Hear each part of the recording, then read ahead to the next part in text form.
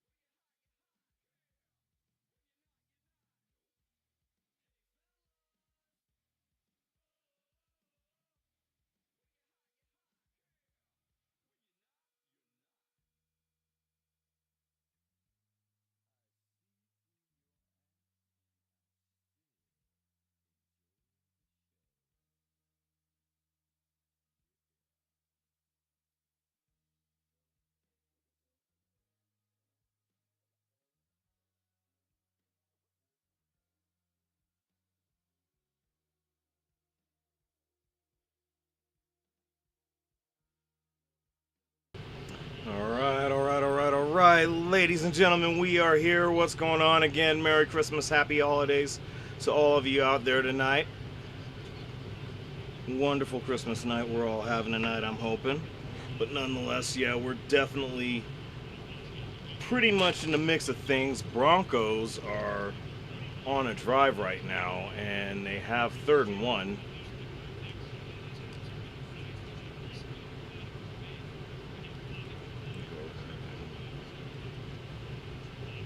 This here, yep.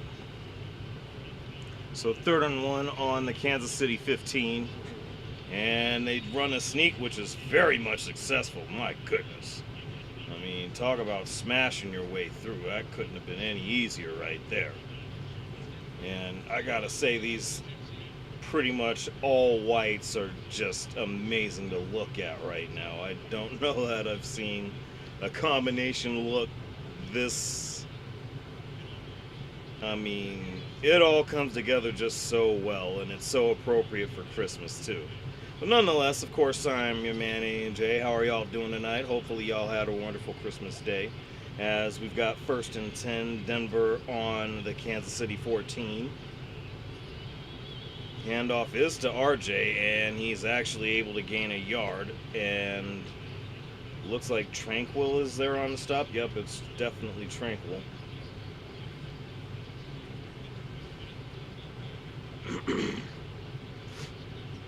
Man, but how are y'all tonight? Hopefully everything's going well. I mean, had me a bit of a quiet holiday. Didn't really do much. Didn't talk to a whole lot of anyone. Got a couple of texts that I have between people, and that's really all there is as far as that goes. But other than that, not much myself. 2nd and 10 on the 14. Men's motioning out to the left, excuse me. Bo rifles it over to Ingram, who looks to pick up about 5 yards. Wow.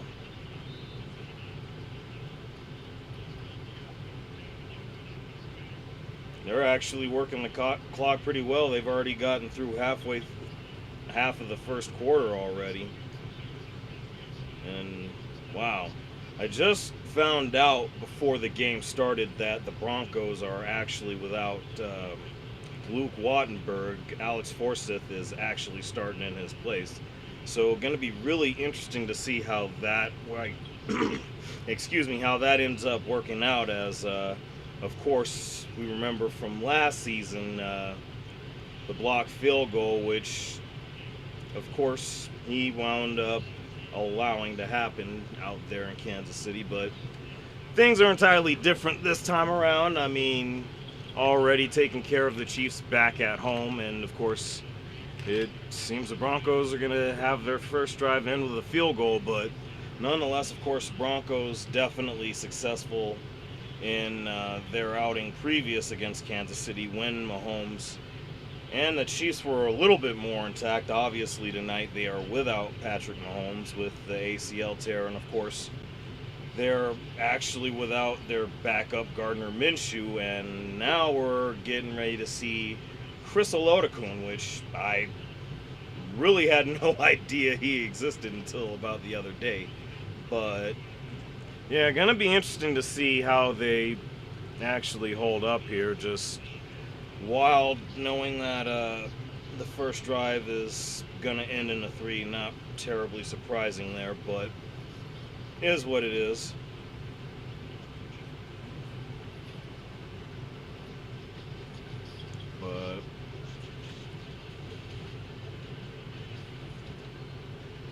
But yeah, how's it going tonight, y'all? How's Christmas going for y'all?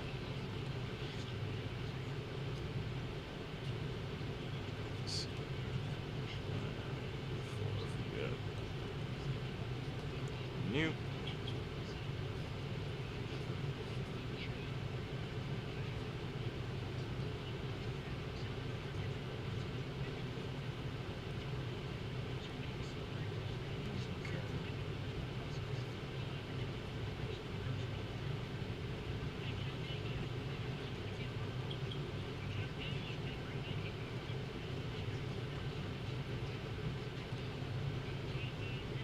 That works, actually.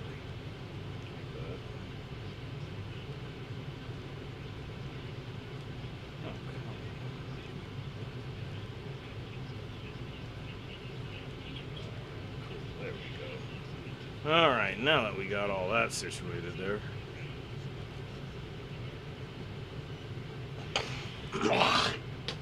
Excuse me. Damn.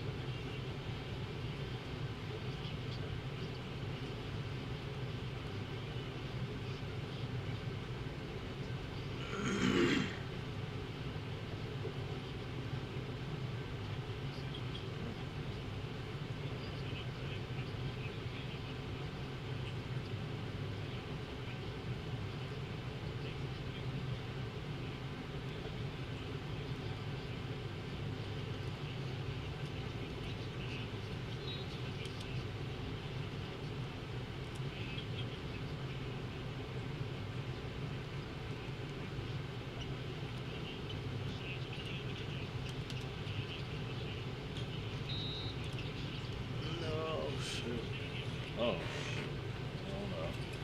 Let me get this plugged in here. Alright, so here we go. First look at Chris Elodicum. And then, of course, the return.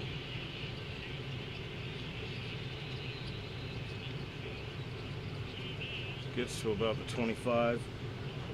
And yeah, let's see what this dude's got.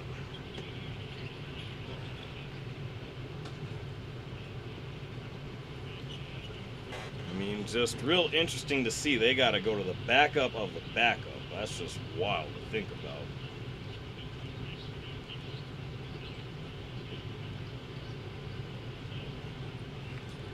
Wow, so 1st and 10, Chiefs on their own 25, and handoff is to Pacheco, and he's stuffed like Christmas roast. I didn't want to say Thanksgiving turkey, but, you know, I don't know. I do bad with those on the fly sometimes. But anyway, Pacheco doesn't really go very far on that first carry.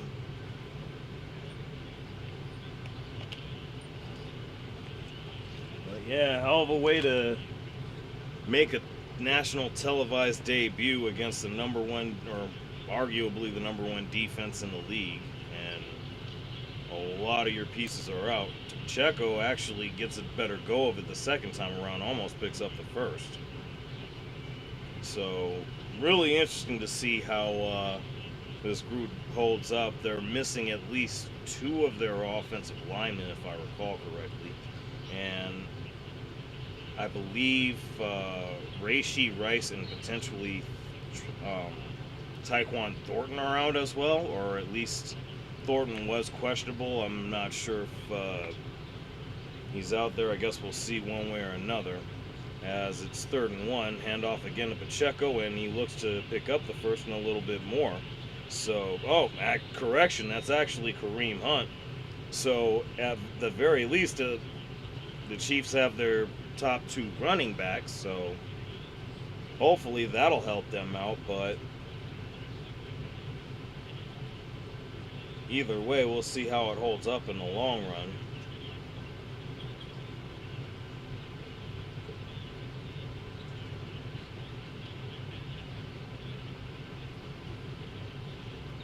Yeah, I'm seeing a lot of dudes I'm not very familiar with right now. This is going to be pretty wild to see. 1st and 10 on the Kansas City 40. Another handoff, again to Pacheco. This time stopped for really no gain. Maybe gained a yard on that one.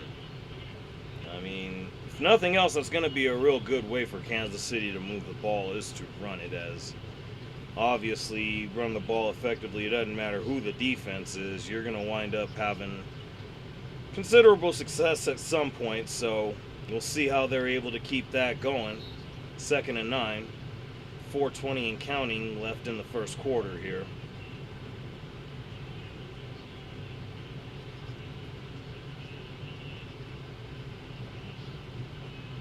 And Lorcoon's going to have to get out the pocket. He does. Gets it over to Xavier Worthy. I guess he's ruled incomplete. It looks like he caught it. I don't know if he had a foot out of bounds. That's really interesting. Didn't expect that. Hmm. Yeah. Okay, yeah, he had a foot out of bounds as he caught it. Wow. Yeah, that's definitely going to be an incomplete pass. Interesting. He's usually better about knowing where his feet are at in the field with those sort of things, but either way, 3rd and 9 on the Kansas City 40. Lodakun in the shotgun, pressure is coming. He is going deep, however, and he overshoots what looks to be Worthy along with about 3 other Broncos. So that is going to be where the Kansas City drive comes to an end, and they will be forced to punt. Man.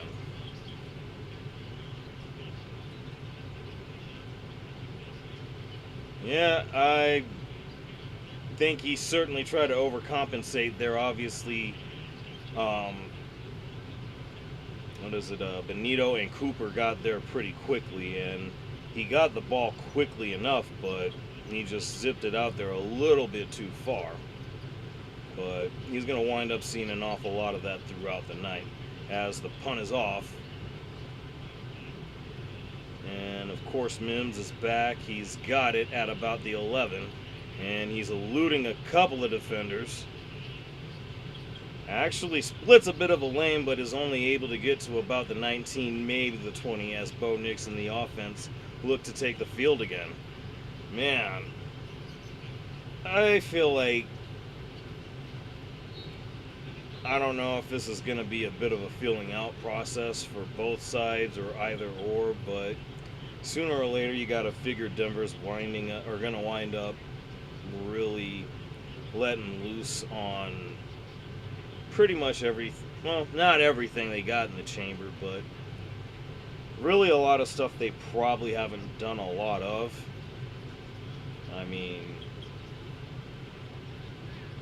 I'm thinking we have to see a lot more of RJ on the run game. I mean, interestingly enough, Kansas City tried to counter with their own running game, and they were able to get a first down or two out of it, but of course they were only able to get so far as that was concerned. I mean, it's just going to be tough moving the ball, considering that, again, you went from what was your first string in Mahomes, now out with the ACL, to what was thought to be Gardner Minshew, who at least has some actual experience as an NFL starter.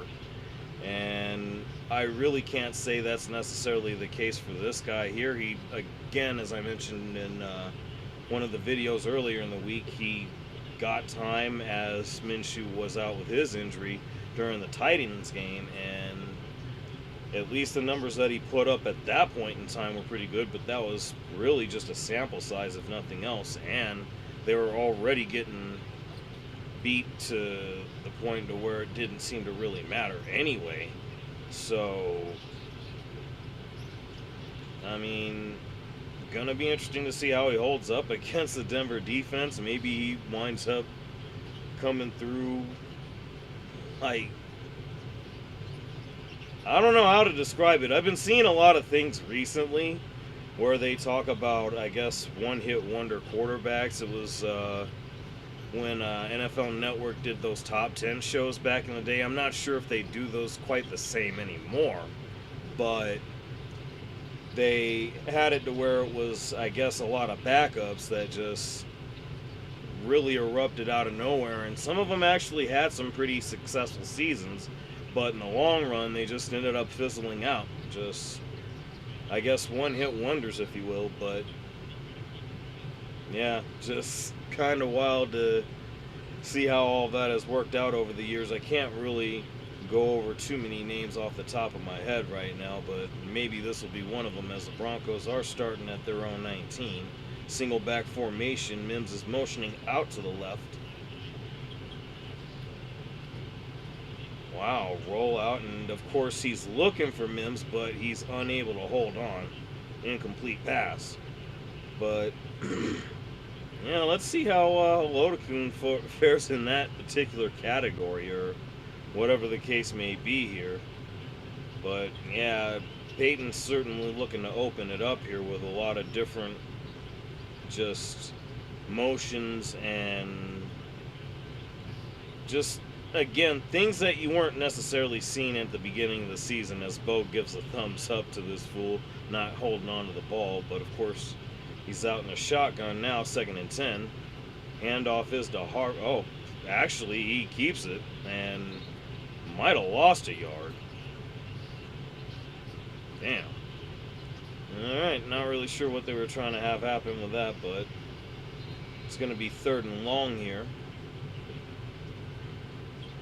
I mean, that's kind of the thing that I feel like has been really commonplace with the Broncos offense, literally throughout the course of the season. I mean, recently they've been getting better at controlling the clock, but they still seem to be experimenting on some shit. And I'm thinking, given the injuries that Kansas City has been dealing with for the last X number of weeks, they're actually looking to get away with said experimentation as Bo rolls out and tries to hit little Jordan Humphrey. And are they saying that's an interception? It looks as this is going to be an interception.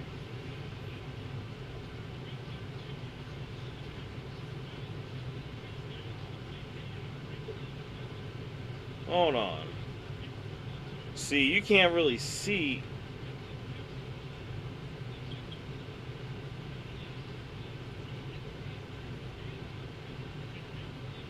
Oh, if he shows that he had control, it looks like it's going to be an interception. I mean, he gets his arm under it. Yeah. That might be an interception. Wow. Wow. Damn it, Bo.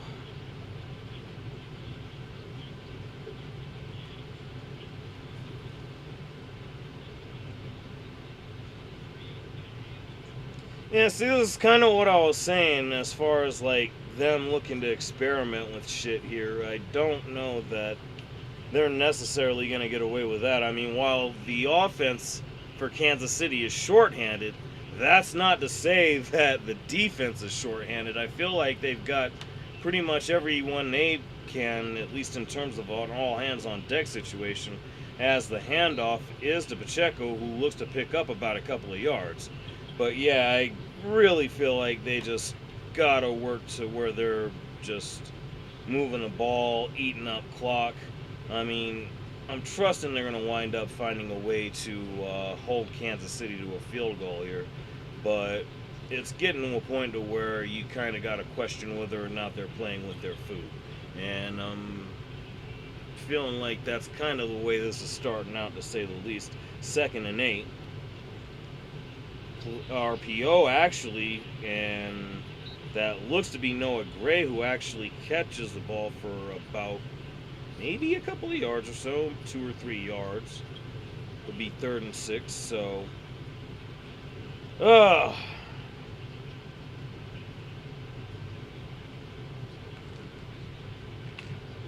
yeah, I mean, hopefully this isn't what this is turning into. Nonetheless, it's going to be 3rd and 6.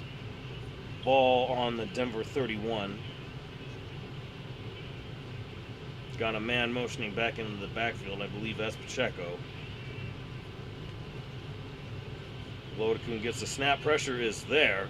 He does get it off quickly, and that's actually Travis Kelce who's going to pick up a Kansas City first down. Excuse me. Oh, man. Yeah.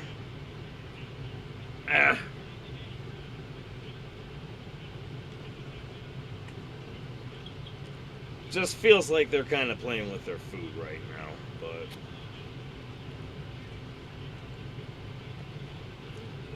it's early as hell, so we'll see how it works out. Under a minute left in the first quarter.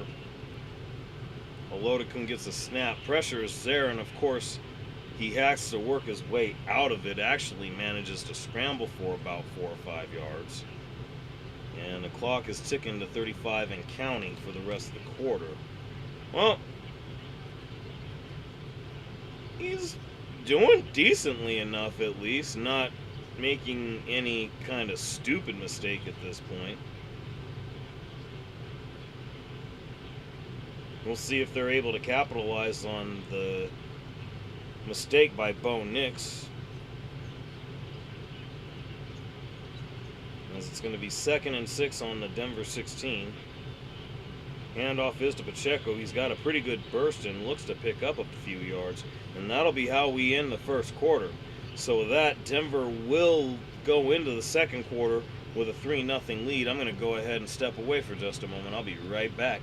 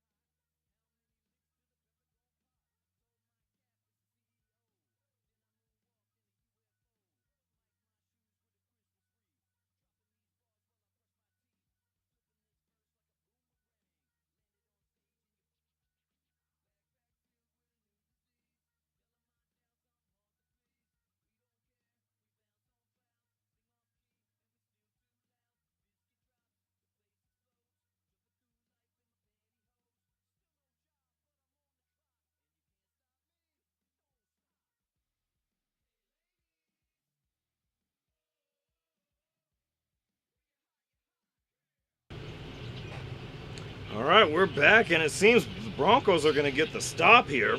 They actually keep Kelsey from getting the first down.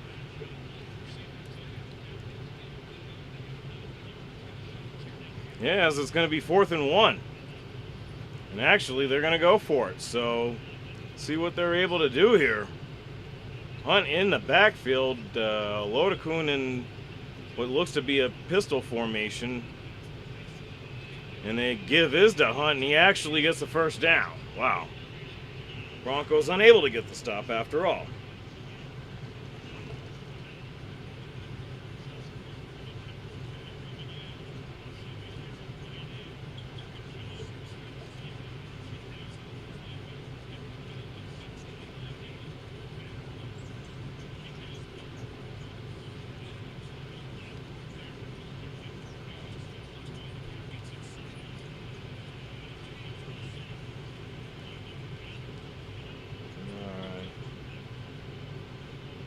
Odekun rolling out on 1st and goal and ends up having to throw it away.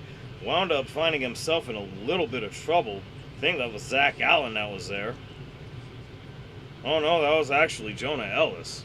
Good to see he's actually doing well. He actually has been back for a bit, but of course he had been dealing, I think, with a bit of a hamstring issue of his own, but seems to be doing well out there as he's nearly able to bring Odekun down.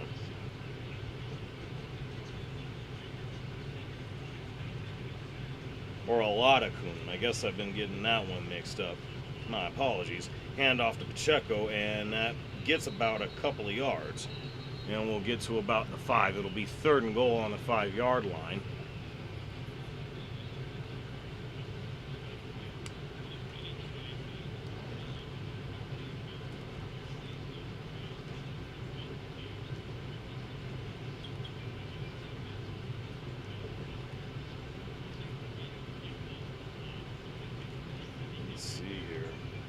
So 3rd and goal.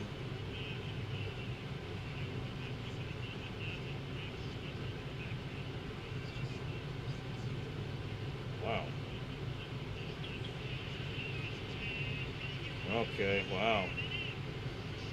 Guess that's Sky. Hold on, who is that? Oh, Rashad Smith, okay. I don't know why I was wanting to confuse him for Sky Moore, but Rashad Smith gets the Kansas City touchdown.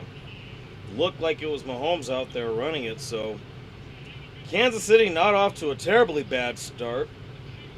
They actually capitalize on the Denver mistake, so we're going to see how the Broncos offense responds.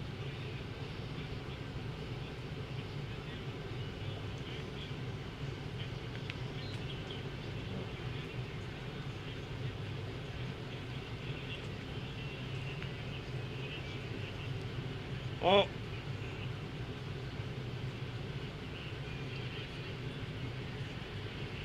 I mean, for the most part, I really can't say that they're really anything I can consider to be a concerning issue at all. I just feel like in this particular situation right here, the Chiefs just successfully capitalized on a mistake that Bo Nix made, and he's just going to have to keep that to a minimum. Another concern or area of concern that was pretty obvious from everything that went wrong in at least a lot of the things that went wrong against Jacksonville is PJ Locke. It doesn't seem as though a lot of those issues are as bad, but yeah, this is just one where they capitalized on a really short field. Took them a bit more time to do it than what you would like, but regardless, touchdown is a touchdown regardless of how you get it, how long it takes, or whatever the case may be. So again, we'll just see how the Broncos offense is going to respond coming out of that, and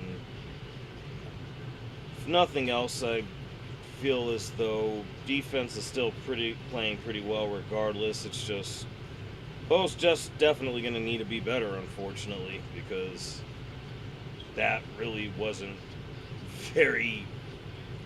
I mean, the first drive looked pretty good, but second drive could have been...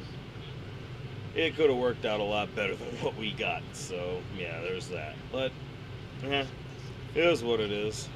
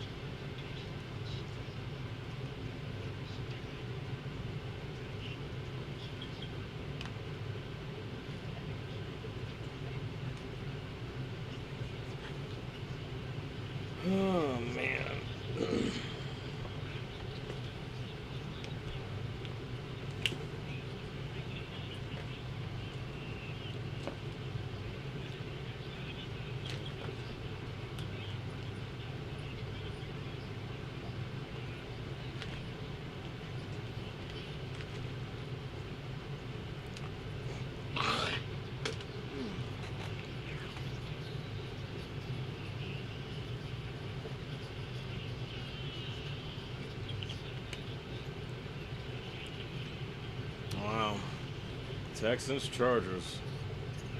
Saturday night. Or Saturday afternoon, I guess. Either way.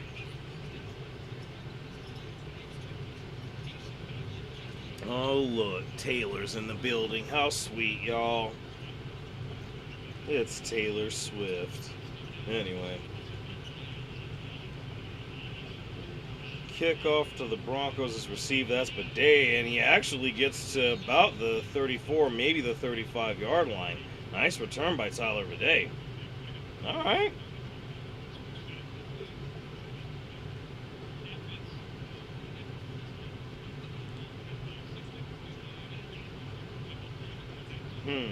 Wow. If it's Drew Brees, I'm calling a timeout and I'm letting him direct it. If it's Bo Nix, I'm not calling a timeout. That's interesting. Wow. I guess that's the difference between working with a veteran and working with a young quarterback. Very interesting. The perspective of Sean Payton. 1st and 10 ball on the Denver 35. Wow. Another read option type play, and of course it goes to Ingram, who gets to getting about 8 yards, nearly picking up a first down there. Excuse me. Wow. So maybe go to Evan Ingram a little bit more, try to get some more rollouts so that he's able to maybe find a way to break free and start wreaking havoc on this Kansas City defense.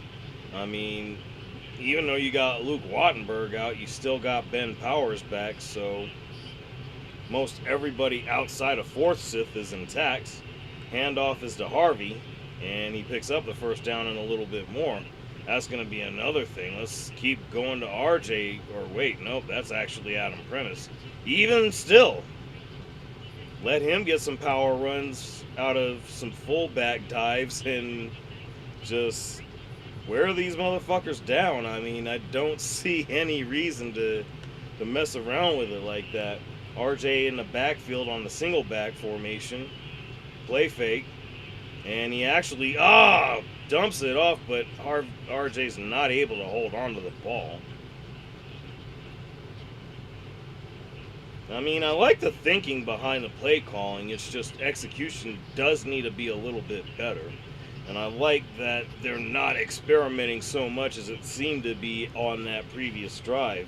I feel like that's going to be where they mess around and have some bad things happen in ways that are just very much unwelcome in terms of an offense. But nonetheless, 2nd and 10, ball on the Denver 41. You got Mims motioning to the right or to the left. Hand off to Harvey, who actually is met at the line of scrimmage. Still manages to pick up a couple of yards after the contact. That was actually a hell of a play there. Uh-oh, do we have a new subscriber?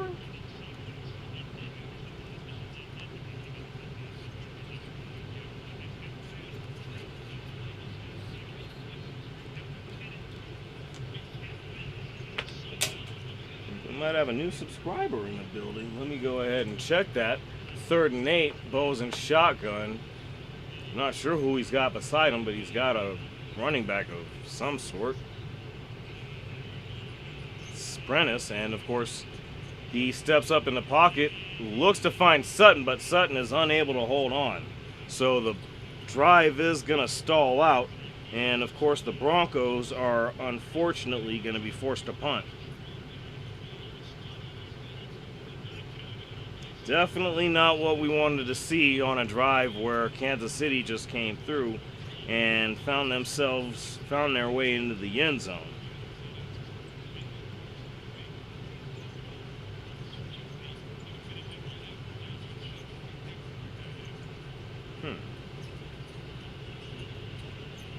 Wow.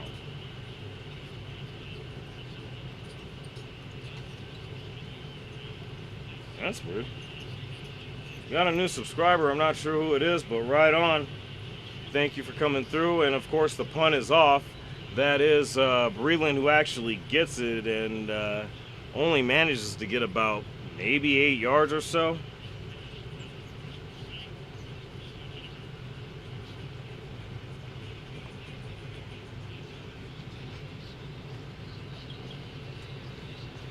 Oh man, so yeah, let's see if the Broncos are able to have a little bit more success defensively. Unfortunately, it just didn't work out so well um, for them the last time around. Again, the Chiefs were actually able to start with really good field position after the Bo Nix interception. So,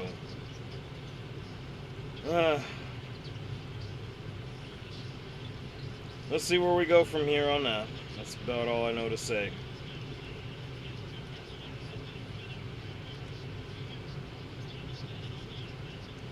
Okay, and of course we also got NBA action. Of course we got hoops on Christmas Day. Right now it's the Rockets and the Lakers out at Crypto, and of course the Rockets have just extended their lead 52 to 46.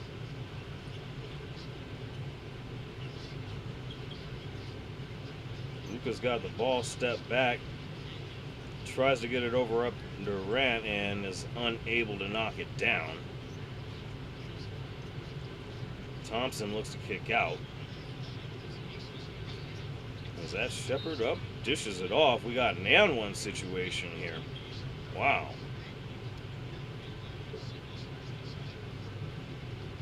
If I didn't know any better, I feel like that was Benedict Mather in there.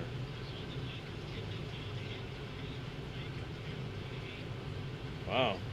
Either way, Lakers now down by 8, but yeah, a lot of interesting hoops going on. Knicks come back big against the Cavaliers, who literally led for the majority of the game right up to about, I would say, the last, I'd think it was 4 or 5 minutes.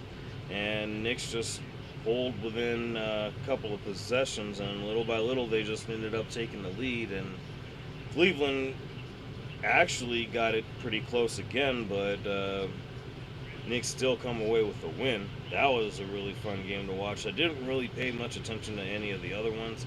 I know that San Antonio actually did come through with a huge road victory. I believe it's the first home loss for the Oklahoma City Thunder this year. And of course, they've actually had problems with the San Antonio Spurs, and that's not terribly surprising given who they have there. But what's going on, Skiz? How you doing tonight, man? Merry Christmas. How you doing, bro? Wow, handoff to Pacheco, and he's actually going to get the first down and a little bit more. Yeah, this is definitely something that could be a bit of an issue. If the Chiefs are able to get a successful run game going against us, it's not going to be very, very promising, and it doesn't help the Broncos are already down, but we've been able to stop people before regardless of that. But yeah, I gotta say, this is just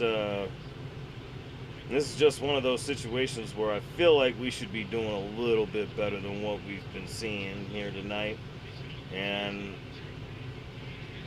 hopefully the filling out process is over as the handoff to Pacheco actually gets stuffed in the backfield. So it'll be second and long here. But yeah, one way or another, you got to figure something's bound to give. I'd be doing better if we could. Yeah, I was just thinking the same thing, and that's kind of the thing. I feel like a lot of teams recently have been having a bit more success, and it's crazy to think about because before the bye, we were actually stopping the run, held Saquon to 30, actually kept Scattaboo in check, and the list goes on and on. Granted, we did have trouble earlier in the year back in week 2 with Jonathan Taylor, but that's Jonathan Taylor. He's a whole other beast in and of itself. And the fact that we're still seeing a little bit of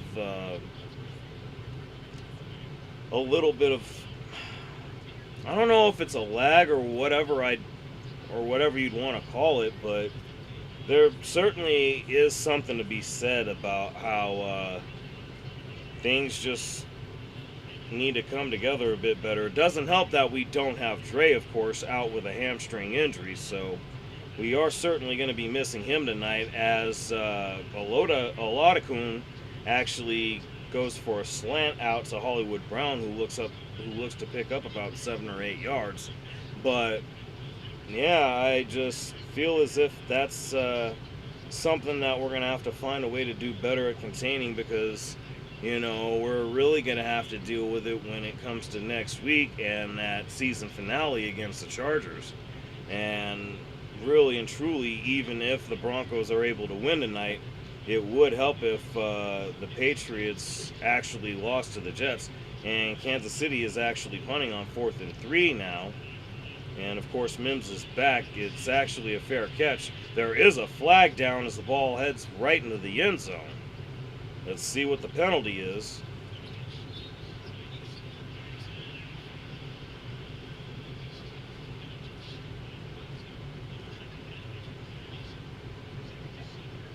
Okay, holding against Abram Strain. Not really sure what he did there, but either way.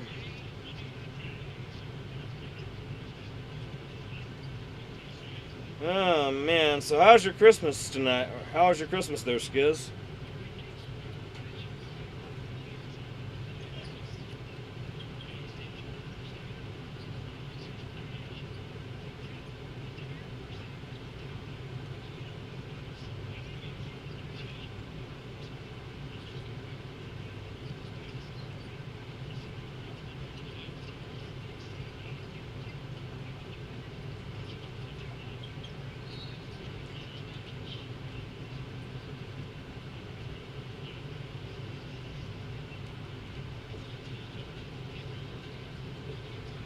Hmm.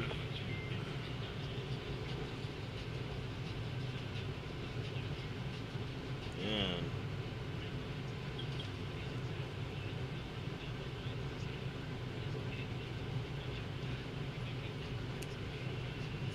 Well,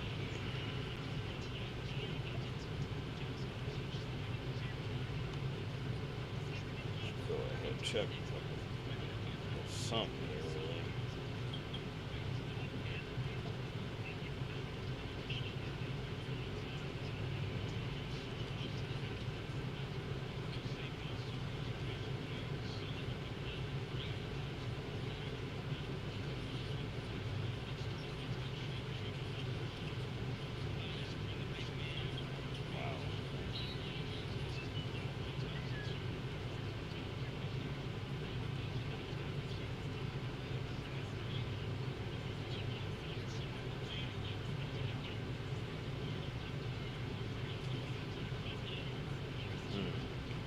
Okay.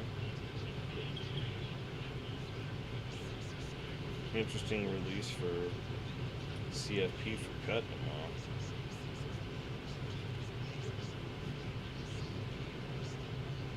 May get a bit of a cut string tomorrow, maybe even over the weekend here. We'll see how that works out.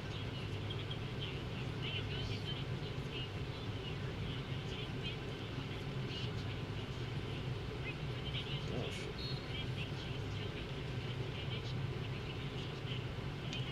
Alright. 8-1. Yeah, I believe that's 8-1 at home. 53 touchdown passes in the first 2 seasons. Tied for third most in NFL history. Interesting. Not bad. Alright, 1st and 10 on the 10, and of course he rolls out, gets it to Sutton, who picks up about 5 yards. Well, I mean, that's something. Hopefully they can actually do stuff that gets beyond the 1st down marker. That would certainly be nice, but I mean, that's not to say that that doesn't look a lot better than what we were getting earlier. Hopefully this drive doesn't stall out, because we certainly need to start putting points up at some point, but nonetheless, at least there's a nice little bit of time left in the first half here. 7:45 and counting, to be more specific. 2nd and 6. Handoff out of the I formation is to Harvey, and he actually picks up a couple of yards. Oh, excuse me, that's actually Jaleel McLaughlin. It's kind of hard to tell. They're literally the same size, all 3 of the running backs, between Bidet, Harvey, and Jaleel. I think Jaleel might be the smaller dude. I believe he's roughly around 185, 190. but all of them are about the same height. Mims motioning around the backfield is going to be out wide right, or left rather. Bo gets the snap off, and he finds Sutton on a quick slant, picks up the first down. So again, moving the ball a little bit more fluidly than what we've been seeing throughout most of the game. As long as that's the case, I certainly feel better about things. I just feel like there should have been a bit more of this to start, but it is what it is. I feel like this has actually been typical of what we've seen throughout the season with this offense. As it is 1st and 10, I formation. Looks to be a heavier one. Play fake to Harvey. Bo's looking to try to improvise something. He rolls out, but then he ends up throwing it away. Not sure what they were trying to get going there, but I don't know. Just one of those things to where the offense is just looking a little bit weird, and I'm not sure why, but it's going to be 2nd and 10 here.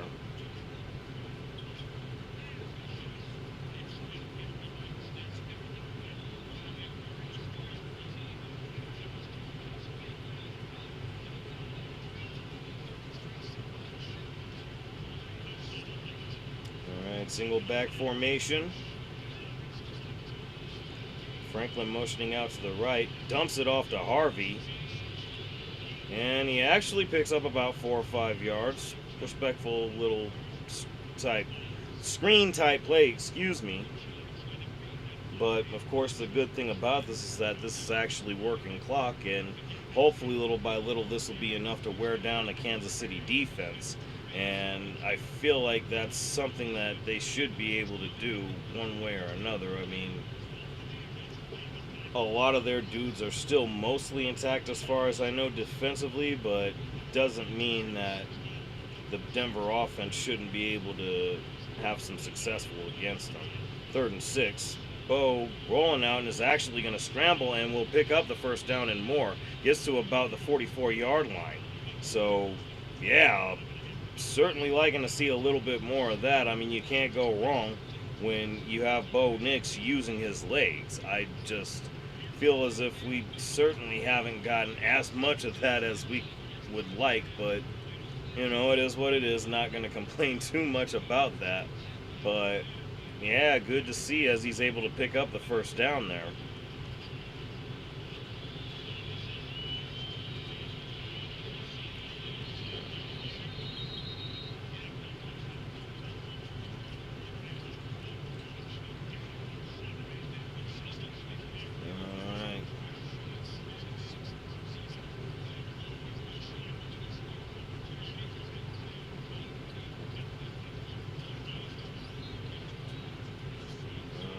Second and 6, about 4.5 left in the first half.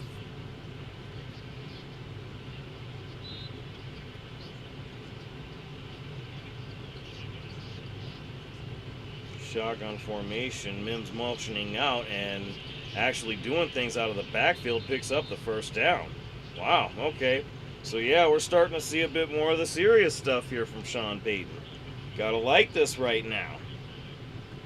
About 4 minutes and counting left in the first half here. Yeah, motioning out of the slot and works his way out to the left, and a lot of space and certainly some good pickups on the block. I believe that was Troutman. Yeah, Troutman, and I want to say it was little Jordan Humphrey that was out there. I really couldn't tell, but either way, it works in getting the first down, and now they are in Kansas City territory. Nix in the backfield, and I think they forced someone to jump.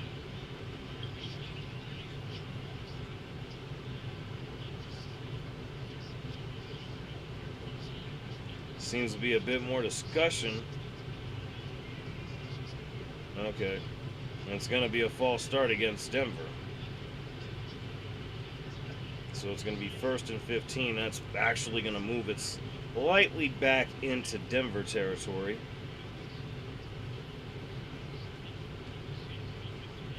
Okay, yeah, that was actually Miners, who, if anything, reached his arm out And to be honest with you, I don't know that. Oh. Mm, I don't know. Either way, 1st and 15. Play fake to Jaleel. And Bo actually uses his legs again, picks up most of the penalty yardage and a little bit more. Looks to gain about 7 or 8 yards there on the QB scramble. 3 minutes and counting left in the first half, 2nd and 6.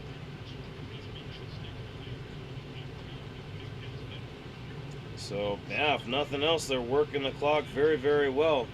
Definitely making a lot of smart decisions offensively is Bo, and certainly something that you want to see a lot more of. Don't want any more of that interception that he threw earlier to close out the first quarter.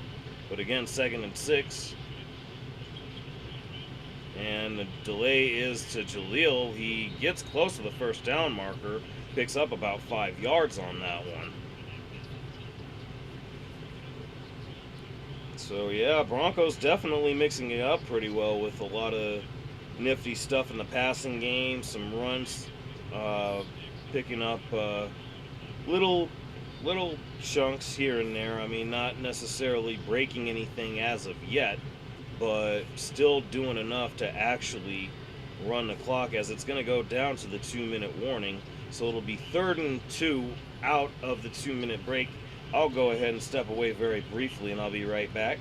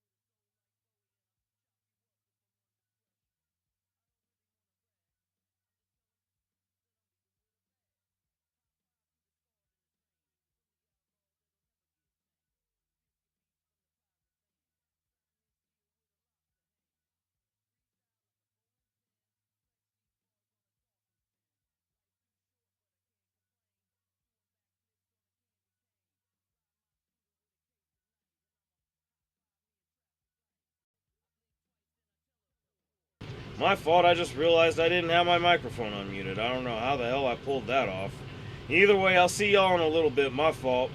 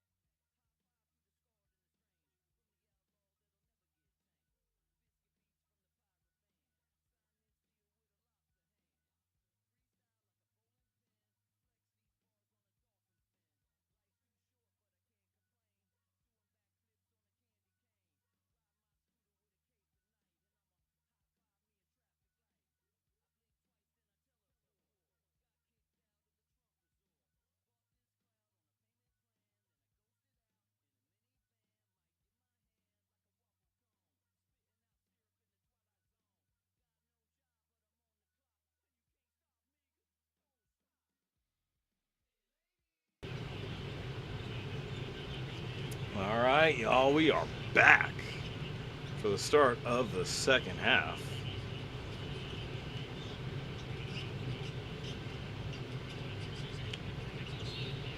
Or at least so I think, anyway.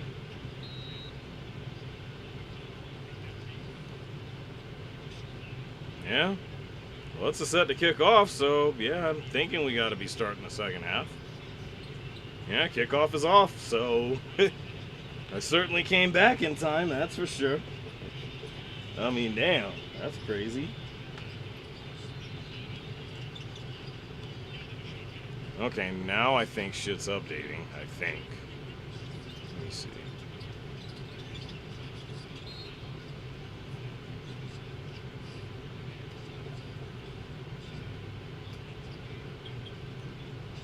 I don't know. Either way. Well,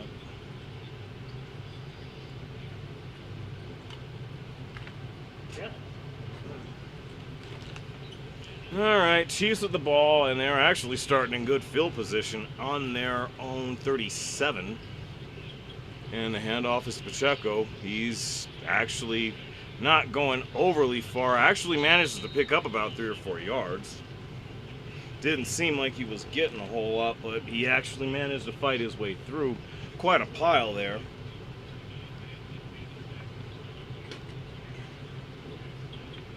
Yeah. So, as I was saying before, and again, I didn't realize that I had my microphones muted. I really didn't mean to do that of all things, but yeah, of course, needless to say, the Broncos definitely would be good to get a 3 and out here if they could, but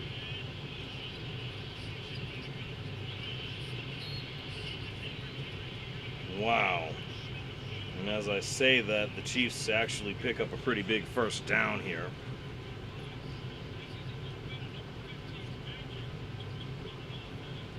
Oladokun actually scrambles that, and he fumbles the ball. Actually finds a man, I think that's Juju. And he manages to pick up a first down out of that. That is crazy. Just like that, they're already in Denver territory. Ugh, yikes. I mean, yikes on both sides, because he's lucky there wasn't a Denver defender there, because that could have been disastrous. Nonetheless, 1st and 10. And he's going to take a deep shot. And they're going to get Surtain?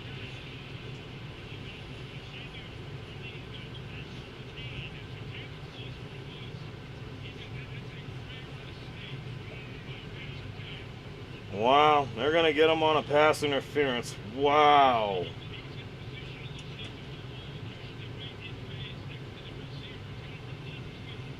Yeah, he was doing a little bit much there. I mean, I don't know what, well, but he kept all contact within 5 yards. I don't know about that one. That's iffy as hell, actually. Wow. Golly. Kansas City already in the red zone, or about to be anyway, on the Denver 21. Play fake, and pressure's actually starting to get there. Jonah Ellis and Devondre Tillman get him for the sack. Finally, they actually bring this dude down. I'm thinking that's got to be the first sack of the game. I'm not really sure what it was they were trying to find there, but of course, he was in trouble from the get, and it was a broken play just throughout. Man, I mean, that could have worked out a hell of a lot better than what it did. At least,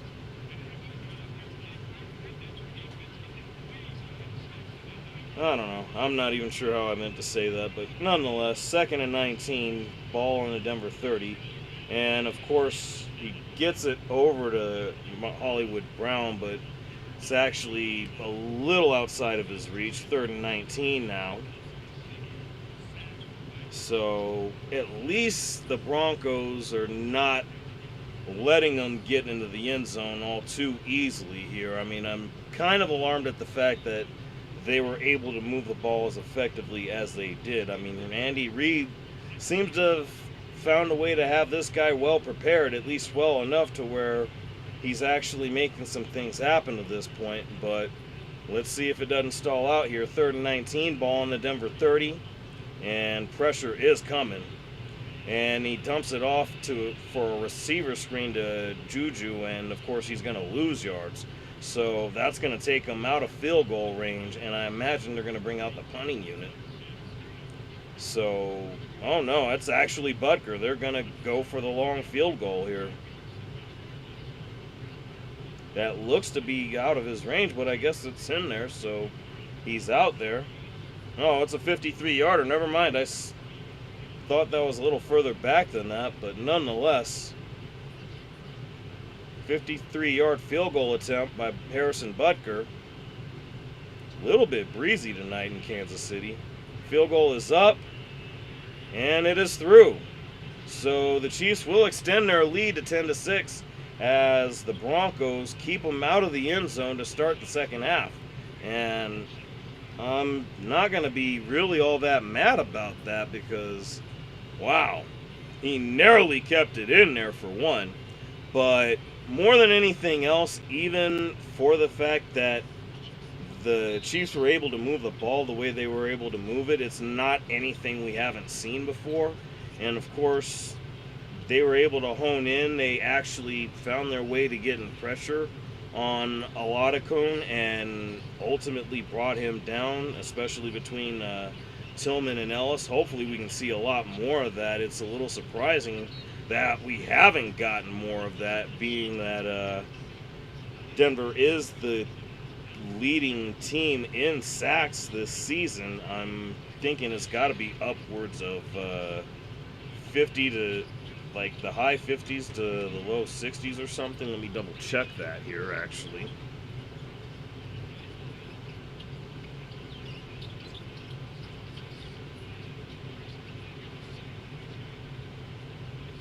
Man, but either way, I'm just glad to see them actually get the stop on that drive. It just it's a little bit annoying that they actually managed to get the field goal the way that they did, but I'm not going to complain too much about that.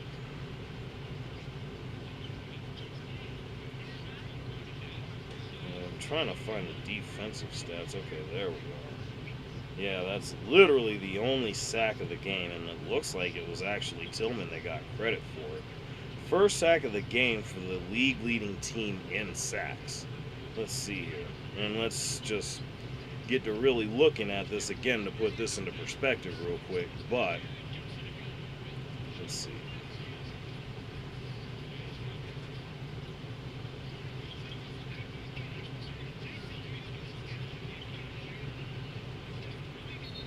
Let's see.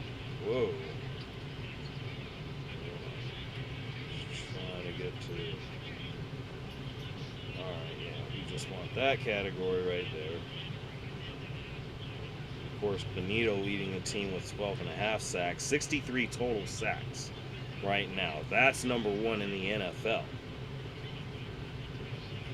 So yeah, I mean, really surprising that this is what we're seeing right now, but either way, credit to Andy Reid for having this guy nicely prepared. I mean, that's just about all you can really say to that, as Butker gets the kickoff, and that looks to be Bidet getting the return, and is actually going to get pretty close to the 30, is going to be driven out at about the 28, 29 yard line.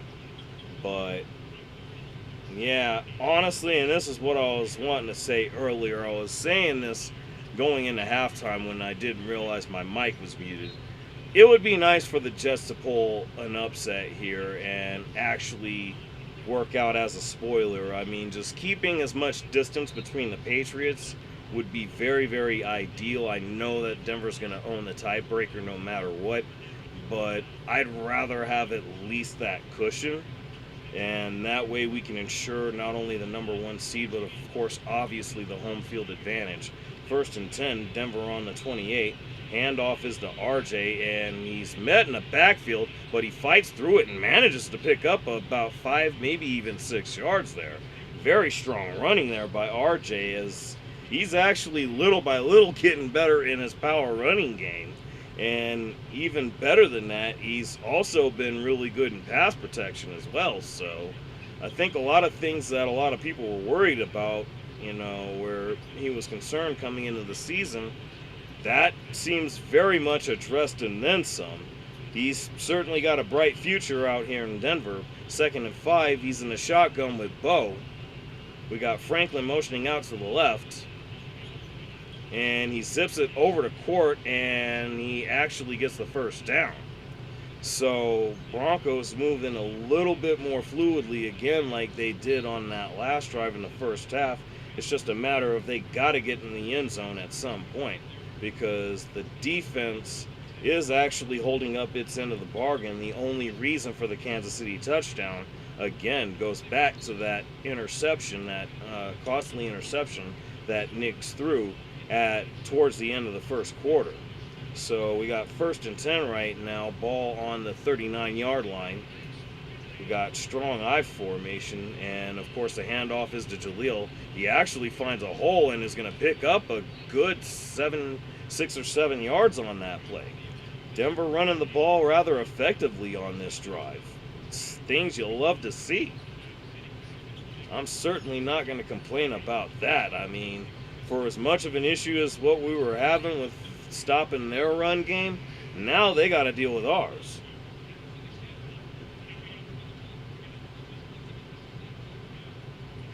All right. So we got 2nd and 4. Ball on the Denver 45. I formation again. Handoff is to Jaleel as far as I can tell. No, that's actually RJ, and he is stopped at about the line of scrimmage. So it'll be 3rd and 4. No, excuse me, he gained a yard out of that. It'll be 3rd and 3 apparently.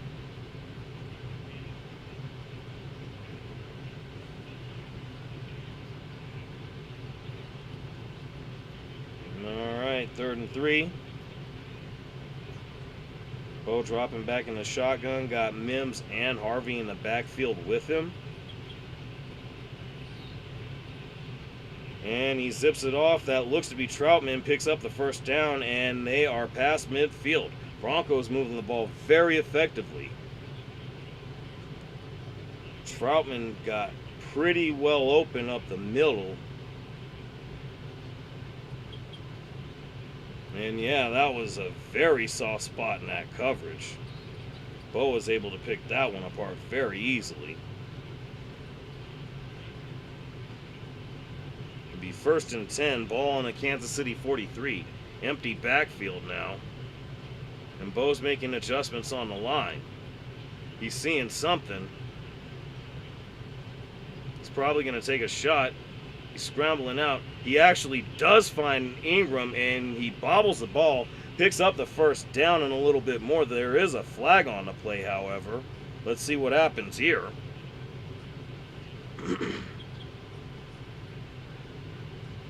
Pass interference offense. Wow.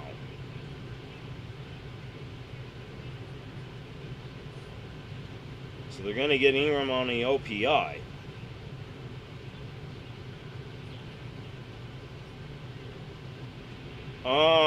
Okay, I don't know about that. I mean, I don't know if they're trying to say that's a push-off, I don't know about that. Yeah, I don't know about that. Whatever, 1st and 20. 7:50 and counting, wow. That's wild. That is just fucking wild. All right, Bo gets a snap, gets it to Sutton, and he actually gets the first down. Wow. What a play right up the sideline there.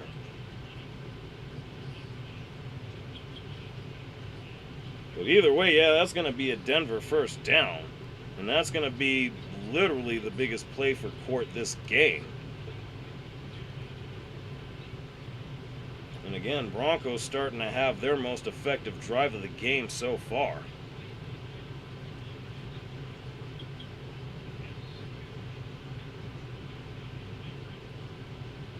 First and 10, ball on the Kansas City 30. Pitch to Harvey out to the right, and he's actually stopped in the backfield.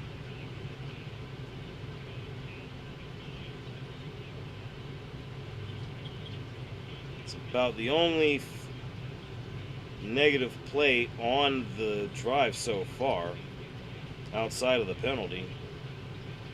And I believe that's Noel Williams. Yeah, that's Noel Williams. Pretty well done there, getting the stop back in the backfield. 6.5 and counting left in the third quarter here. Bo in the shotgun. He's got Harvey back there with him.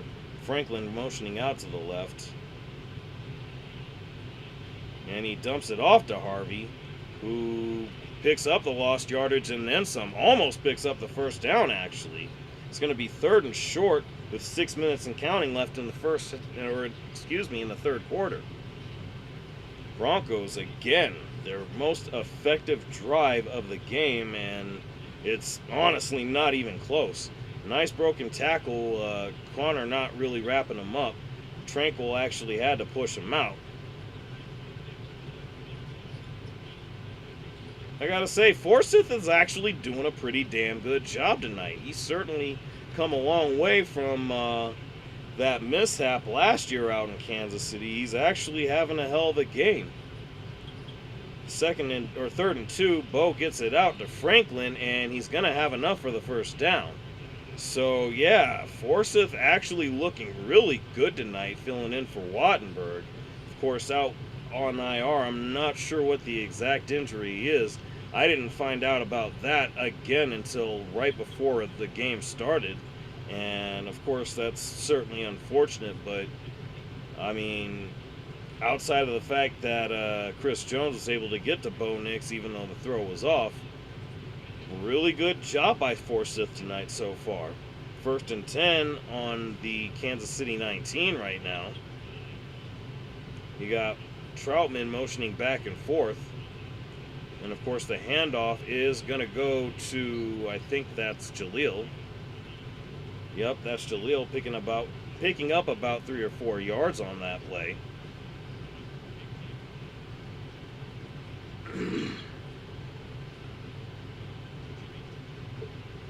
Man. Again, it would be really good to have the Broncos get into the end zone on this drive. Not going to knock what's going on here. Steve Spagnuolo is still a hell of a defensive coordinator, but they should have already figured this out by now. Bo rolling out on 2nd and 7, picking up about 3 or 4 yards on the carry, and of course rolls out of bounds. Yeah, I mean, it's good seeing this too for the sake of the Broncos actually using up an awful lot of clock. And this is going to be really good in wearing down Kansas City's defense, which, again, Steve Spagnuolo definitely has these dudes ready tonight, and they're actually performing better than what I would have expected. 3rd and 5, ball on the 14-yard line. Bo gets a snap, and he gets it over to Franklin. I'm not sure if they're going to give him the first. He's pretty close. He was past the marker initially, but getting possession of the ball, I don't know if he wound up making himself to where he was behind the line. Surely the Broncos are going to look to go for a sneak here, or maybe even a full-back dive, perhaps. Some kind of power game where there's going to be a very heavy package involved. Yep, 4th and inches. And we're going to get a timeout.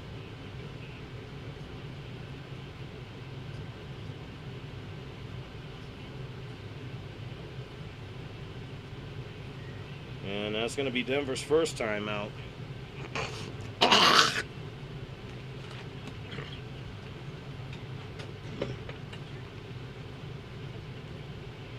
Wow.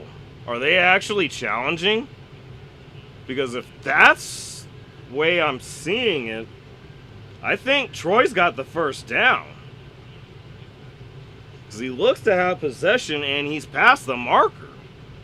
He just winds up lunging back pat on the other side of the marker after he gets the ball, but I think he's got forward progress. That should be a first down. Alright, it doesn't look like they're challenging because they're not giving him back his timeout. I don't know that I wouldn't be challenging that, though. And I'm not sure why replay assist isn't catching that, but whatever. 4th and inches now. 2:53 left in the third quarter. I mean, that's a little bit iffy to me, but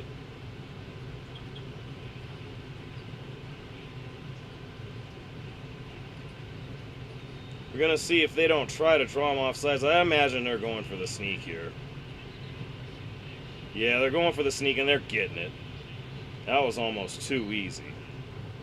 I still don't see where that wasn't a first down on that previous play, but they still get it in the long run regardless. And the clock is still ticking.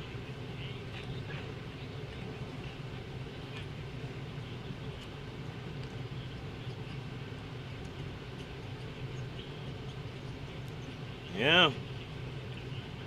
He found his way through that soft spot on the line and actually squeezed his way through. That's all that could be said about that. First and goal. Mims missioning over into the right.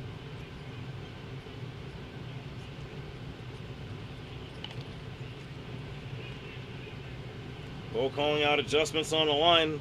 They're showing pressure. And Bo's climbing up in the pocket, and he's going to look to take it himself, and he's going to get the touchdown. Finally, Broncos get into the end zone on a Bo Nix scramble, and they finally take the lead. Sure as shit took long enough, but hey, I'm not going to complain. They're finally making it happen. Broncos take their first lead of the game, and I guess you could argue it was something of a design run, but it looked like they were actually going to run some sort of a pass play, but Bo finding his way into the end zone.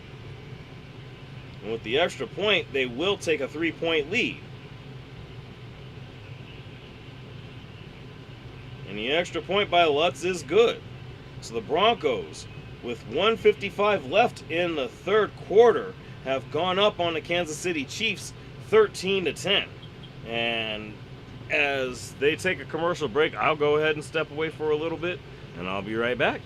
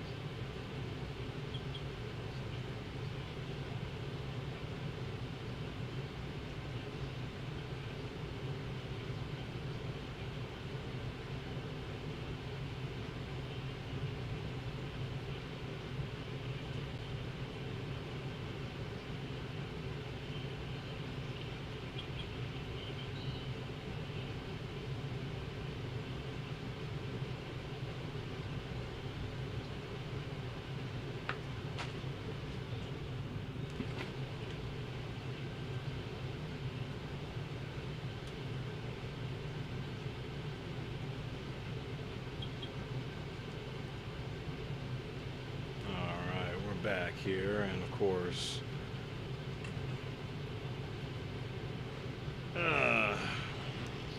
Chiefs have the ball. They actually have it 2nd and 9 on their own 36. Wow. Nito jumped. I wonder if he was... No, they're going to get him for offside. Excuse me. It's going to be 2nd and 4 now.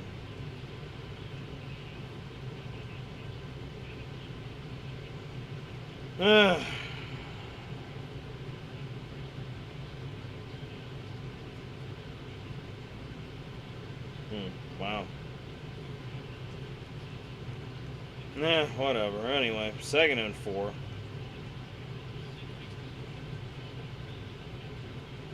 Handoff is to, I think that's Kareem Hunt. Doesn't get very far. Might have lost a yard. Wazarike is actually in on that stop. Yeah, 40 seconds and counting left in the third quarter. I mean, outside of that one touchdown, Chiefs offense not doing a whole lot. I mean, this guy's not really getting himself into a whole lot of trouble, but he's not doing anything overly significant. Again, the only reason they got that touchdown is them capitalizing on that Bo Nix interception at the end of the first quarter. Either way, 3rd and 4, 15 seconds left in the third. Snap is off. Pressure is getting there. And he gets it off to Breeland, but he loses yards. P.J. Locke on a stop. And that's going to be 4th down. And the Chiefs are going to be coming out in the fourth quarter, punting the ball off to the Broncos. And that's where we're at. Get your 4s up, ladies and gentlemen. We're going in the fourth quarter with the Broncos up 13-10. Let's go ahead and see what's going on here with this Lakers game.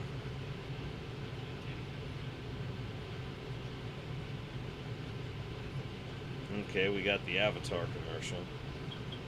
#1 movie in the world, of course. I find it very interesting that Netflix is actually launching Avatar: The Last Airbender. And it's actually titled as it should be, Avatar: The Last Airbender. So we got some distinction between the, I guess, the different incarnations or whatever. That's funny how that works out. Alright, so I guess Houston's up 97-80 in the fourth quarter with 8 minutes left to go in that one. Wow.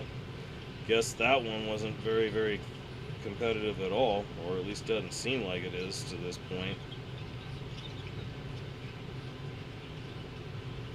Rockets get an offensive rebound. Durant's got the ball. Puts up a 3, and that's in. Rockets up 100-80. Jeez. Well, I mean, kind of wild how they do these Christmas games. I don't remember it always being to where there was as many of them starting from the morning all the way into the nighttime. There are literally 5 games on the slate. I'm pretty sure this is the 4th one, so there's going to be one more game as the Lakers turn the ball over. And we get an alley-oop from Durant to, I believe that's Thompson. And Luka's a bit hobbly. That can't be good. Although he's hobbly a bit to the scorer's table. LeBron not really doing a whole lot. Okay, Lakers answer with a 3. Oh, I guess that was a 2 by Houston. Maybe they look at that and turn that to a 3, but either way, 19-point game. As I think we're back out of the quarter break. Let me go ahead and do this.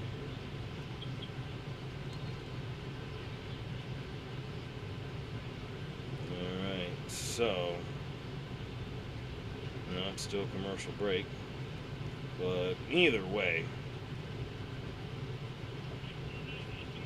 Okay, there it is.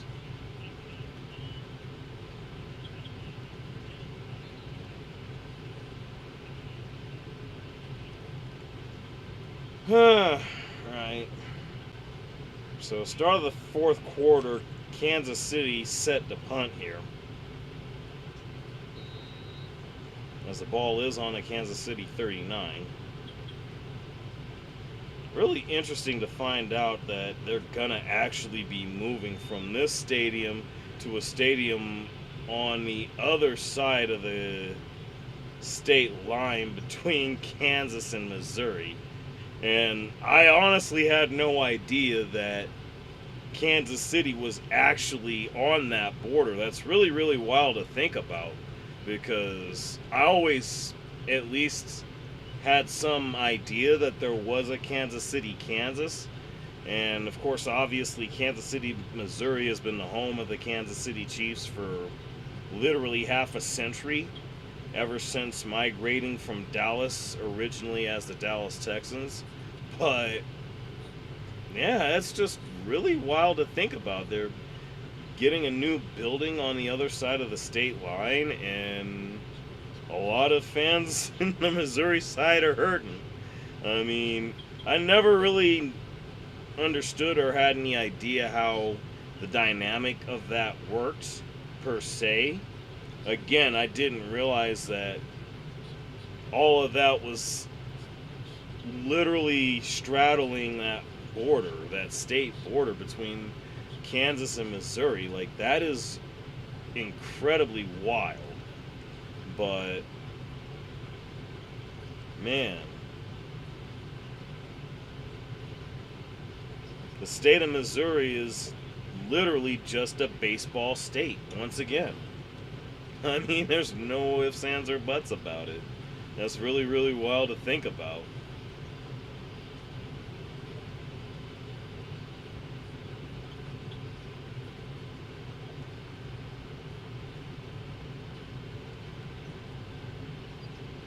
Oh, man, but let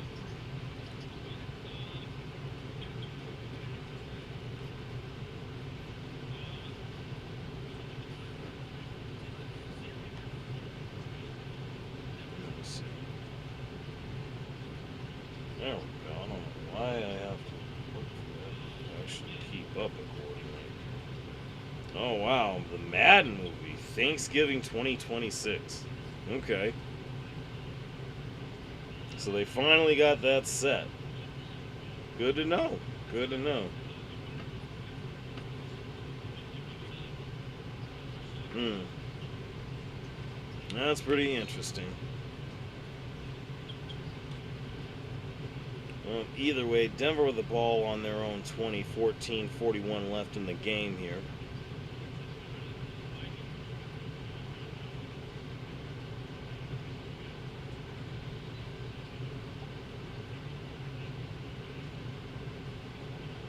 All right, going the shotgun. RJ back there to his left, and play fake. Actually, RPO dumps it off to Marvin Mims, who actually picks up about 5 or 6 yards. So, nice little start to the drive there. They're actually working in quite a few RPOs. Been noticing that tonight.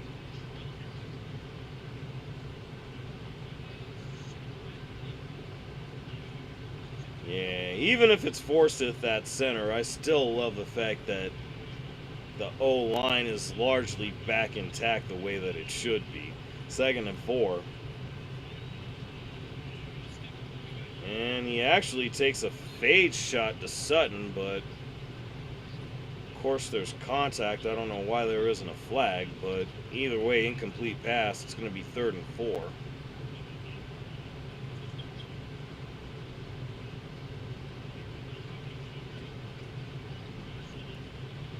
Be really good to get a first down here, keep the clock moving and everything. I mean, that's something they've been really good about, not only tonight, but in a lot of the recent games, except for last week against, or this past Sunday, rather, against the Jaguars.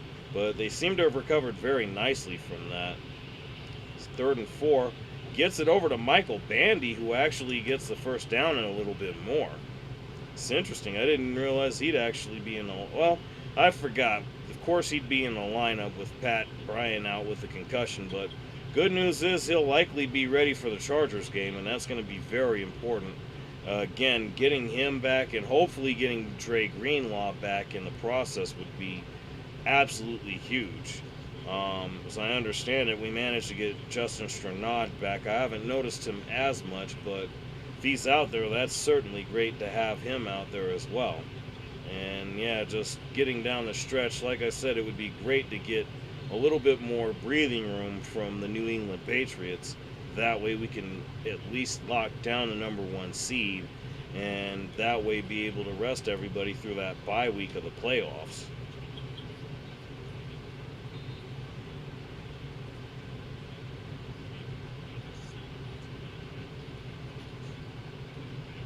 Alright. Got an interesting package in there. I just saw a little Jordan Humphrey sub in. Let's see what we get going on right here. I formation. It looks like okay, handoff is to Harvey. And he actually fights for a few yards. Looks to get about 2 or 3 yards there. Not a bad run. It's going to be about 3rd and 5. Yeah, 3rd and 4. Yeah, RJ coming through with a bit of strong running. Between him and Jaleel, neither of them really breaking anything. Jaleel did have a nice little 15-yard run earlier in the game, but they haven't actually managed a whole lot of anything along those lines since. So let's see if they're able to figure something out here. Bo in the shotgun. We got Troutman motioning around. Oh, wow, that's Prentice back there. And, wow, Bo's unable to avoid pressure. Chris Jones brings him down. Wow. Yeah, not the way you want to see that work out there. Chiefs able to stop the Bronco drive. And the Broncos will actually have to punt. Not what you wanted to see there. Well, fortunately, defense is doing a really good job. I mean, they did use up close to about 4 minutes of clock, but actually a little bit more than that, but still would have liked to have done a bit more. Crawshaw out for the punt. And the punt is away. And that's Breland actually getting a return. He's actually getting a good one up the sidelines, getting past midfield, and is stopped at about the 45. Not what you want to see on special teams. Breland Smith. Really good punt return.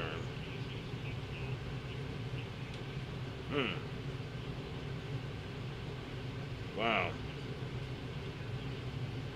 Well, this is going to be another opportunity for the Chiefs to make or take advantage of really good field position again. I mean, not what you wanted to see after the Broncos drive stalled out.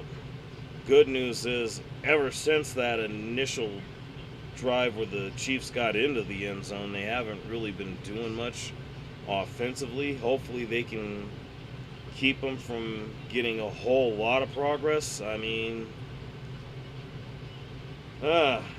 man, you just would have loved to have seen the offense doing a little bit better.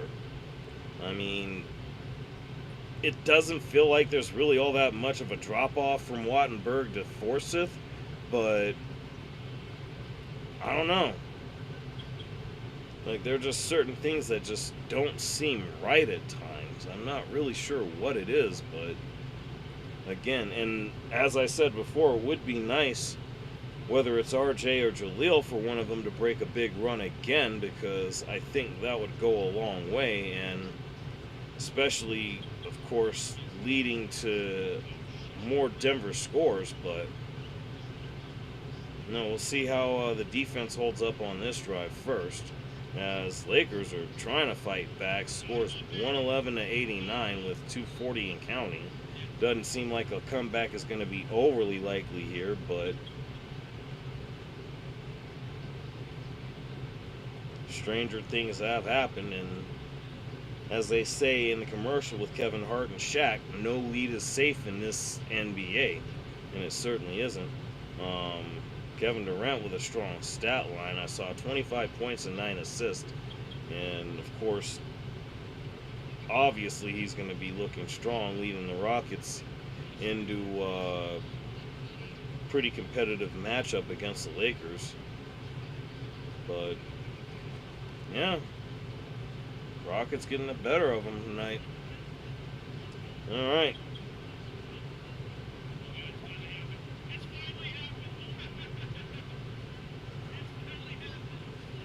So they're going over the whole LCL, ACL bit. And I guess that's what it is, that Mahomes tour is the LCL. Seems to be in good spirits. I feel it's going to be really interesting. He might make it back for the start of the season, or he may actually miss a good chunk of it. It's going to be really interesting to keep your eyes on that. Either way, first down.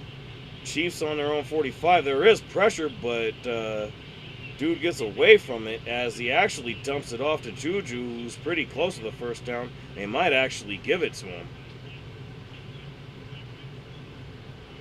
And it seems to be moving around. He clearly isn't able to put the weight on it yet. Yeah, Tillman was there again. I don't know why they're just not wrapping him up. I mean, that's pretty much dead to rights shit right there. Ah, jeez. 2nd and 1. Ball on the Denver 36. Hand off to Kareem Hunt, who picks up the first down and a little bit more. They're going to be on the Denver 31 now. Ah, man. Well, if they're able to hold Kansas City to 3 and just only allow for the tie, then... Well, either way, it's not so bad. I mean, there's still an awful lot of time left. It'd just be better to hold them to 3. Just rather break the tie rather than have to play catch-up or anything like that. Even though we do have quite a few fourth quarter comebacks under our belt this year.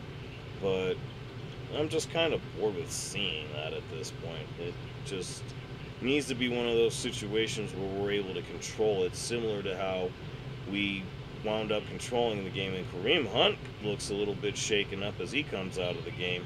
Pacheco's back in there now. Yeah, he's favoring the knee a little bit. He's still keeping weight on it. We'll see if he's able to get back out there. 2nd and 9, Kansas City, though. And pressure's getting there again. Benito actually bats it down this time. Does he have a cast on his wrist? I didn't even realize that. Because he seems to have something on his hand and arm. I didn't realize he had anything happening with that. Yep, 12.5 sacks, tied for 5th in the NFL. Again, 60, I'm thinking it's got to be 63 or 64 sacks now. I'm not sure how that Tillman sack from earlier counts towards that. Either way, 3rd and 9. Pressure's coming again. They almost get there. It gets to Breland Smith, but he's only able to gain a yard or 2. So I'm thinking that ought to be field goal range for Butker.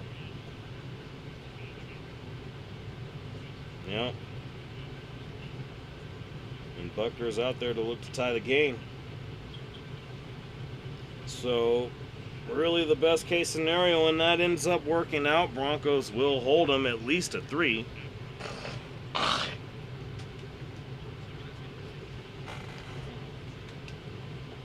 And it's a 47-yard attempt for Butker. And it's up and good. So we got a tie ball game with 8:03 left, and Kansas City Chiefs managed to tie it at 13. Broncos will get the ball back, and I'm going to go ahead and step away just for a little bit.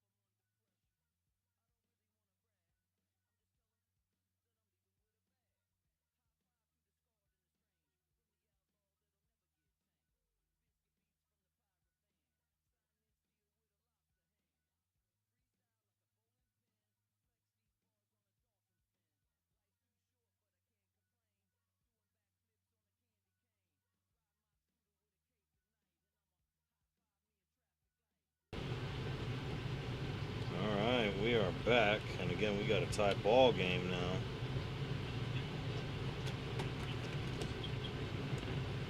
Alright, let's see if we can get a little bit more of that fluid offense that we got on that scoring drive. Maybe we get a little bit more of Bo using his legs, and perhaps that opens things up so that either Jaleel or RJ can actually break one of their own at some point, hopefully, and start taking control of this game down the stretch here.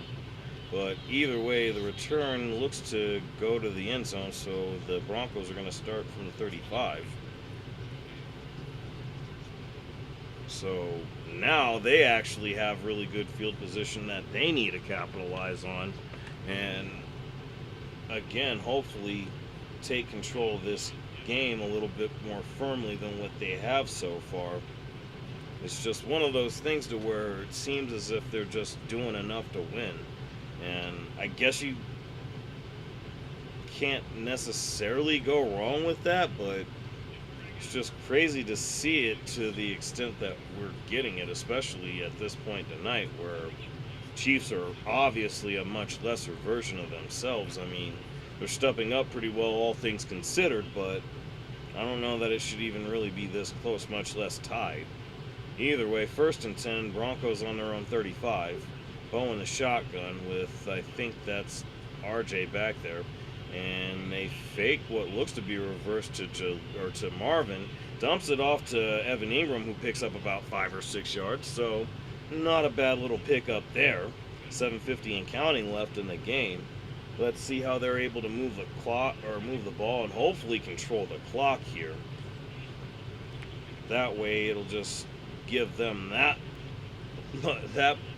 less it'll give them less time to work with, is I think what I was trying to say. 2nd and 4.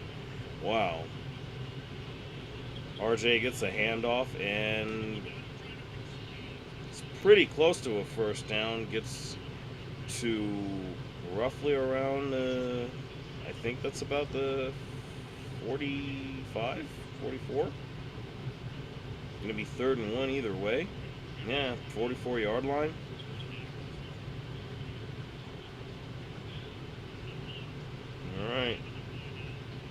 Alright, looks like we got a run package in. We got LJH and, of course, Mercedes Lewis is in the game now without Troutman. It's a heavy package, single back formation. Pitch is to Harvey out to the left, and he picks up the first. And is going to get more. He's going to get past midfield, and the Broncos will have the ball on the Kansas City 45.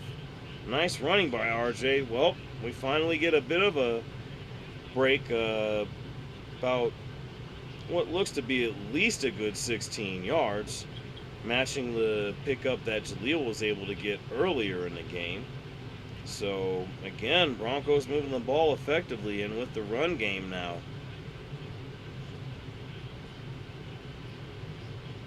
We got 6 minutes and counting left in the game here. Bo in the shotgun on 1st and 10.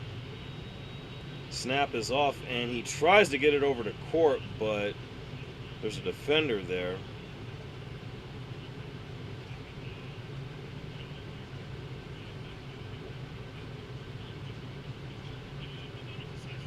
Yeah, dude did a really good job on that. Got the PBU.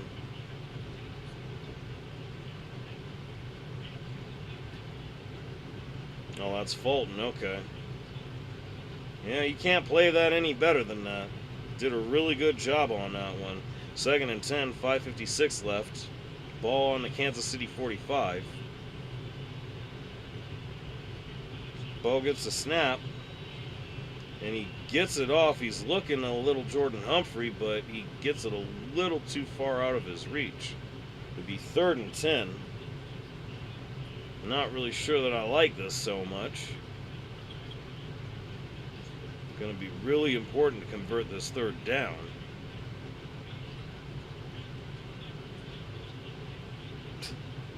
Wow.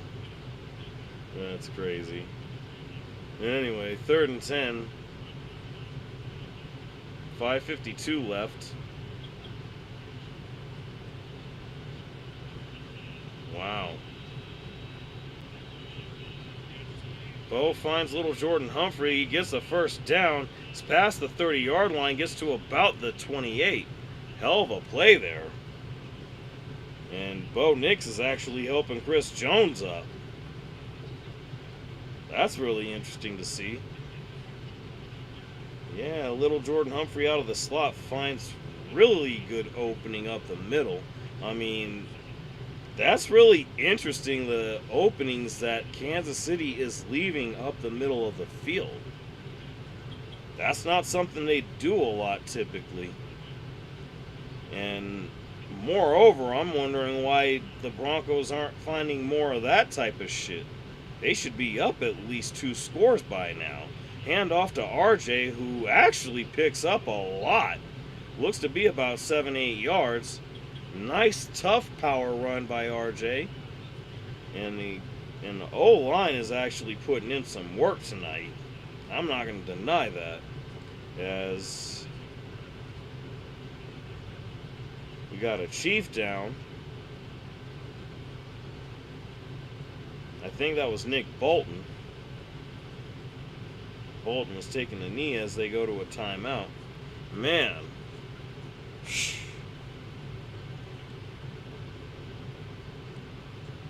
I mean,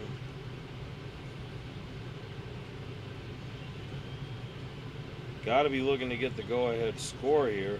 It's got to be the game break here as they're going through the highlights. I mean, Lakers looked a little bit pitiful tonight from what I could tell. I mean, yeah, Thompson and Durant, 26 and 25 respectively. Şengün with 14, 12, and 4 assists. Man.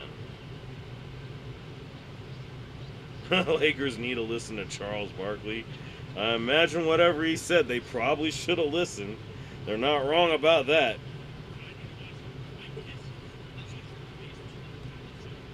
That's crazy. Fucking Kenny smashed Shaq through the fucking LED wall where they do their little halftime shit.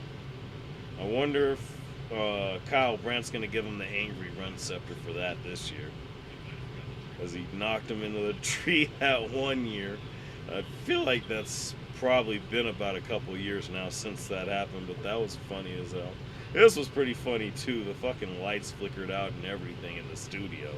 That shit was wild. Oh, man.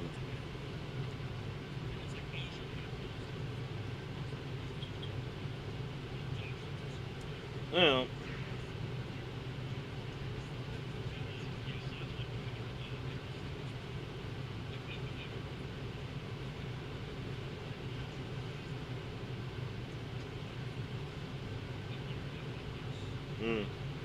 Looking for good on Prime Video. How nice. Anyway. Well,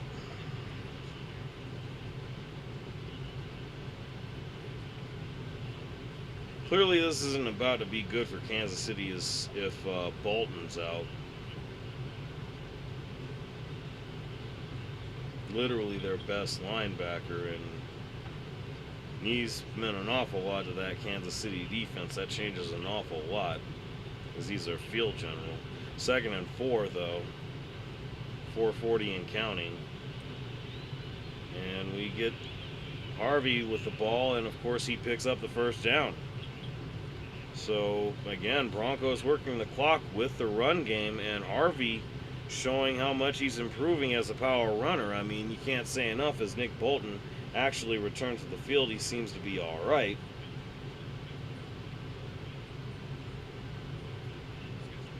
Let's see if it'll be enough, as the Broncos, again, are actually moving the ball very effectively and largely with the run game. I mean, this is one of the better drives of the night. This needs to be turned into 6, and we're going to get a timeout.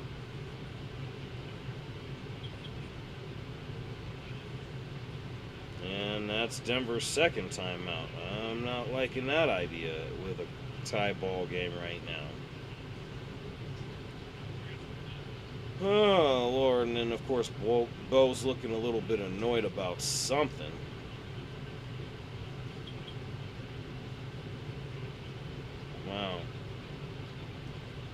down to their last timeout. They really better score here.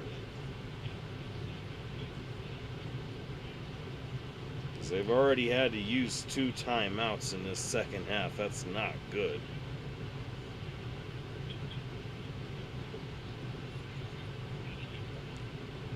Oh, goodness, man. Either way, it's going to be 1st and 10 with under 4 minutes left to go here. It's going to be interesting not having a Sunday where I'll be live. Try to go live on Saturday, try to get some gaming in, and of course there's going to be the college football playoff going that day, so we'll see how that works out. 1st and 10 though. Wow. Quick screen over to Marvin, but it's not going to go anywhere. In fact, it's losing yards. Certainly not what you want to see. Oh, boy.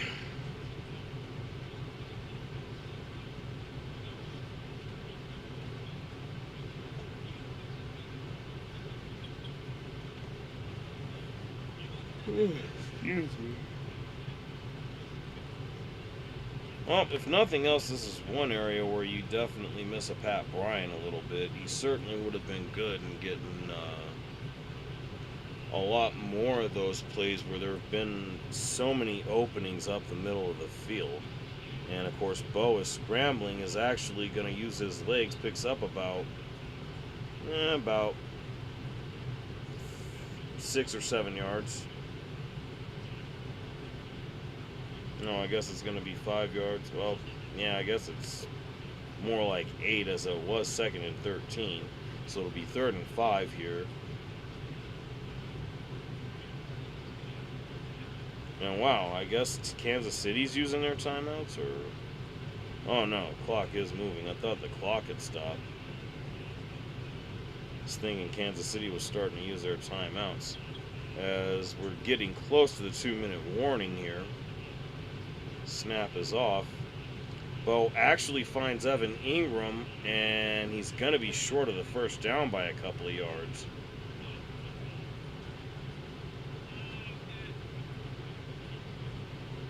And it looks like the offense is staying on the field, interestingly enough, as we are getting to the 2-minute warning. And that's literally what we've got, is the 2-minute warning. So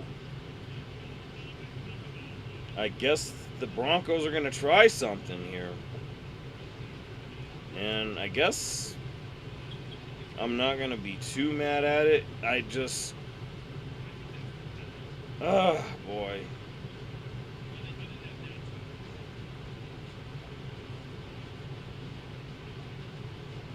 I mean, I don't feel like it's an issue, but it is the kind of thing to where it is a little bit concerning, and it all also kind of has you really, like, kind of wondering, did Skip Bayless actually have a point? Because it's like they mess around with this to a very dangerous extent. I mean, again, they're working the clock very well, and just everything they're doing is incredibly effective. I just would like for them to, I guess, use up clock, force them to use timeouts, and maybe get in the end zone. If they got to, they could just get the put away field goal and hopefully just leave them with no more than about 20 seconds, if even that, if they just don't get the walk-off field goal. I mean, I don't know.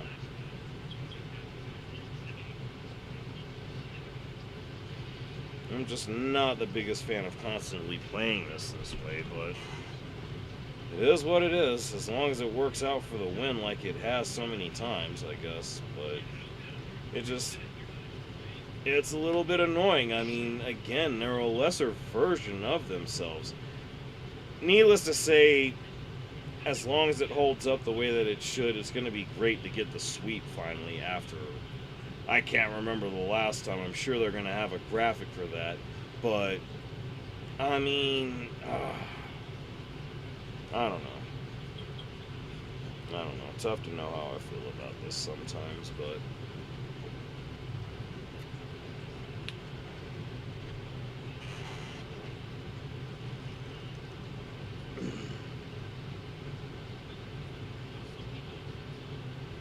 huh.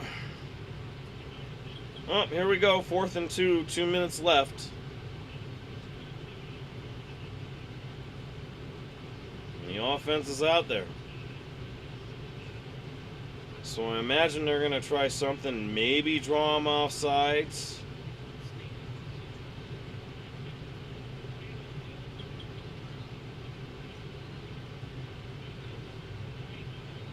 I mean, if they're able to actually somehow get into the end zone here, that would actually be fantastic.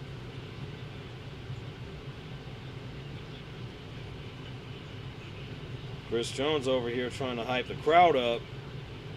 Oh, wow. This looks like a wildcat. RJ's lined up as the quarterback, and I think they got him.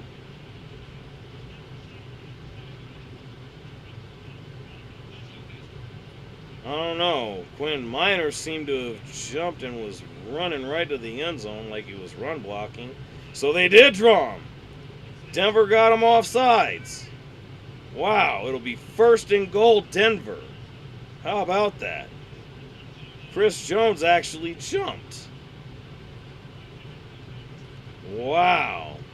Working some magic out of the Wildcat. And RJ Harvey drawing him off sides. Let's go. 1st and goal on a Kansas City 4. That's beautiful. That's actually beautiful. You gotta love that shit. Oh my goodness. Let me make sure I unmuted my mic. I probably didn't. Nope, I got it. Cool. We're good to go. 1st and goal. Single back formation. And the handoff is to RJ. He's powering his way in. I don't think he got in there, but he's going to be right along the goal line. Wow. Damn. RJ actually drew Chris Jones off sides. Things you love to see. Let's see if he doesn't... Oh, I guess they call timeout? Okay, yeah, Kansas City using their first timeout. That makes sense. I mean, if the Broncos actually get in the end zone here, which it's looking like they're about to, they're going to want to preserve as much time in the timeouts as best they can. So let's see what they are able to do here coming out of this timeout. I got to figure we're going to wind up looking to find a way to get a power run game going. I'm thinking probably to the left because a lot of the touchdowns that RJ has gotten this year have gone to the left. So I'm thinking they're going to work something that way, probably off tackle or between the tackle and the guard. Something along those lines. But Broncos in a really good situation now on the goal line. It'll be 2nd and goal out of the timeout. And even if they don't go to Harvey here, it could be something where maybe Bo goes in on a sneak.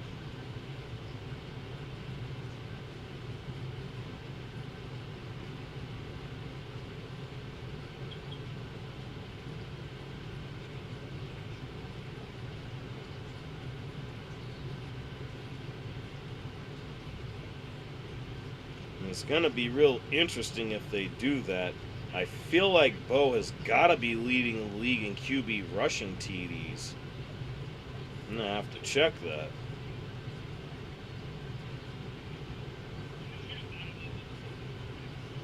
Either way, this is an awful lot of commercial here.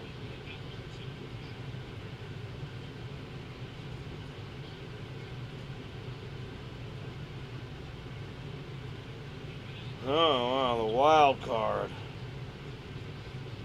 Wild card on Amazon Prime. So are they not having a game next week? Is that what that means? Because you figure they'd be promoting the game for next week, but I don't know. I know that we got 4 days of coverage today, Saturday, Sunday, and Monday. But either way, 2nd and goal, minute 55 left.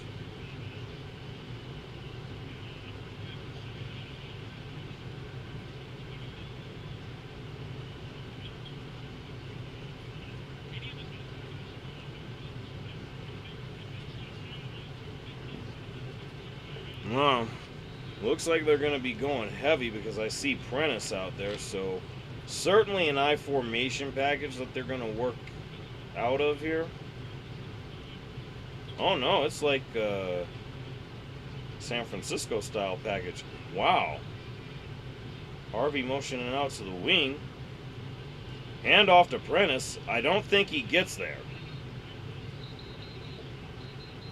And that's going to stop the clock. Kansas City is going to use their second timeout. Looks like he was pretty close, though. But, yeah, I don't think he was able to get in there.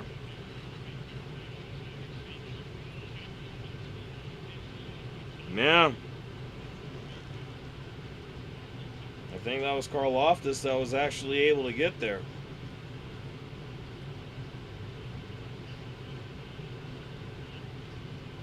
Ten and 2 in one possession game, 6-1 in games decided by 3 points or fewer. That certainly is the case here tonight. So looks like that's going to be one of those that they'll add to both of those in terms of the win column. Either way, 3rd and goal, minute 50 left. Both teams with only one timeout.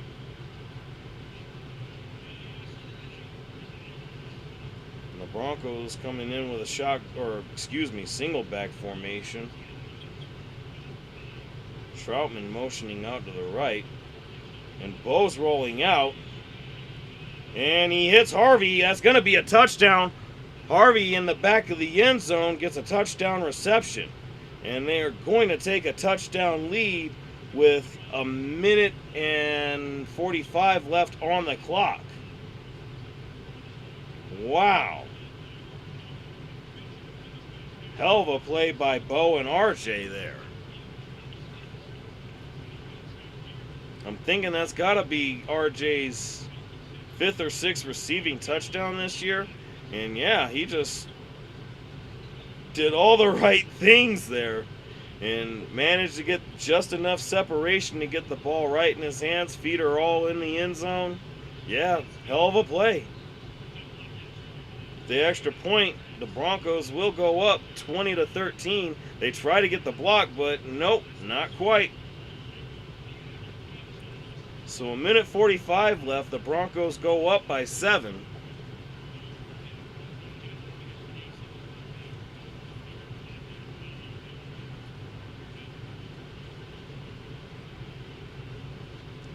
Man,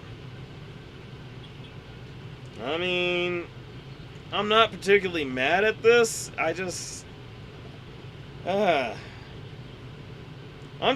that they actually got this lead now. I'm not gonna really complain or anything like that. It's working out how we need it to.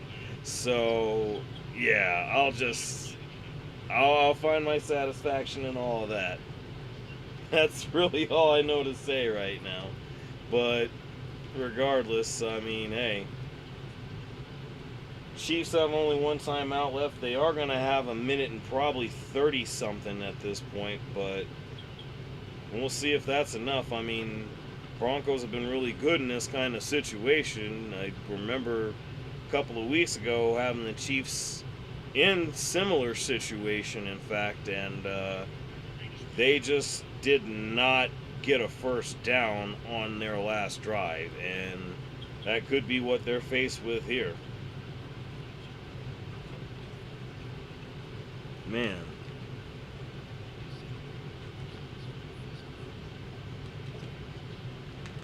But either way, still feel like I would really like to see, again, the Jets find a way to get the upset against the Patriots on Sunday, and just putting a little bit of cushion between the Broncos and the Patriots for that number 1 seed, and then it just comes down to that last game with the Chargers.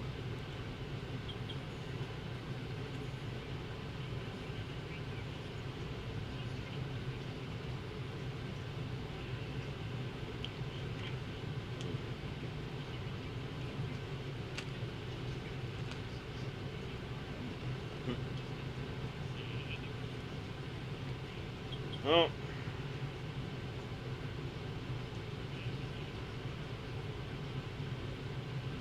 Oh, here we go. Yeah, let's go, Skiz. I know. Hopefully that was a put away on that one. Let's see what happens here.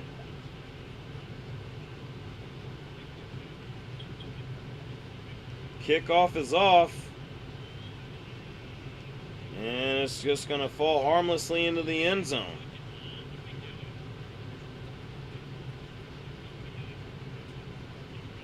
Ball's going to be on the Kansas City 35. That's interesting that gets him to the 35. Well, either way, Oladakunle back on the field. Let's see what he's able to do here. Wow. Kelsey motioning out wide to the right. And they hit him with a tight end screen. And he picks up about 4 or 5 yards. So Kansas City's going to try to move with some tempo. Let's see what they're able to do here. 2nd and 6. Wow, dumps it off to Kelsey and close to the first down. Looks to get about 4 yards. Looks like we're the Texans fans this weekend. I mean, it would help, but to me, that's not something that I rely on. Again, I'm more concerned with keeping the Patriots at bay, and realistically, that sets it up to where I would think at that point, the finale between the Broncos and Chargers turns into what could be a matchup for the number 1 seed, but, hopefully it doesn't come down to that. It would be good for the Texans to win, but who knows? Yeah, absolutely. Yeah, definitely would lock up the division with that win. Not necessarily counting on that, but CJ Stroud is there, so that certainly could cause the Chargers problems. I mean, we'll see how that works out. It is out in Houston, so could be anyone's game in that situation. Although we were able to go out into Houston. I mean, CJ was knocked out early, but they give the ball to Hunt. He actually picks up a good chunk and is able to get to the other side of the field. Chiefs are hurrying to the line here. Wow. And Hufanga is down. I think we're going to get an injury timeout here. But, of course, P.J. Locke actually helps him up. He's able to get back to his feet. So, doesn't seem like a whole lot's going to be coming out on that. Yeah, I know. I think he's all right, though. He was actually helped up. But, yeah, it doesn't seem like they're bringing him off the field or anything. So, I guess he's all right.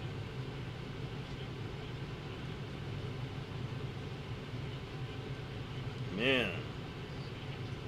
Not really liking the fact they were able to break that the way they did, but they still got a bit of a ways to go. Ball is on the 42, and the Broncos actually have been better throughout the game. Okay, Hufanga is coming off the field now, so I'm thinking that's got to be J.L. Skinner filling in for him at this point.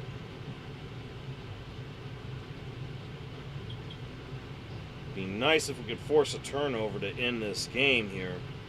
1st and 10, Chiefs on the 42. Got 1:03 left.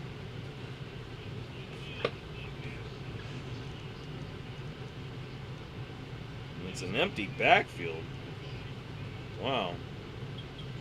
And the Broncos are sending a bit of pressure, but he gets it off. Kelsey actually gets it. They are on the 28, 27-yard line. Clock is ticking, however. Chiefs are out of, both teams are actually out of timeouts. I didn't even realize that.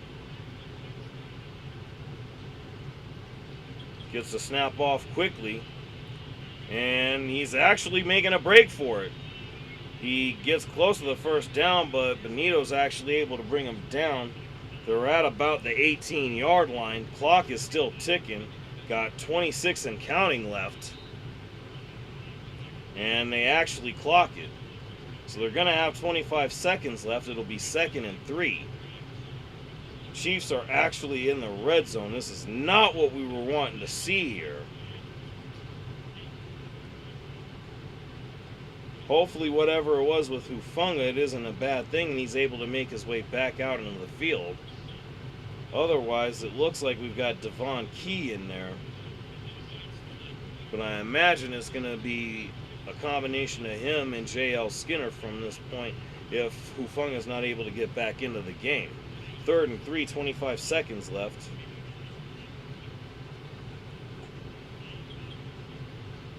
And I don't know what's going on. There's a flag on the play. Is it a delay of game?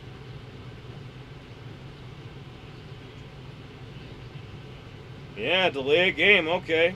Yeah, no timeouts left. That's huge.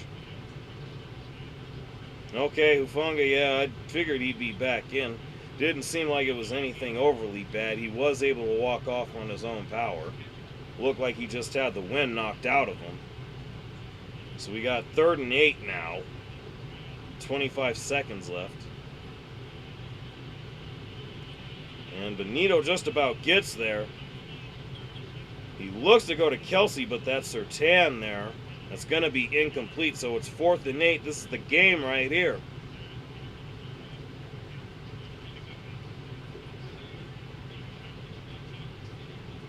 So, I mean, we're looking pretty good so far. It's pretty much a lot of the same. Chiefs actually have done a decent job of moving the ball, but haven't really done a whole lot outside of the touchdown, where, again, they capitalized on a Bo Nix interception. Either way, 4th and 8, 20 seconds left. Looks like Kareem Hunt's in the backfield.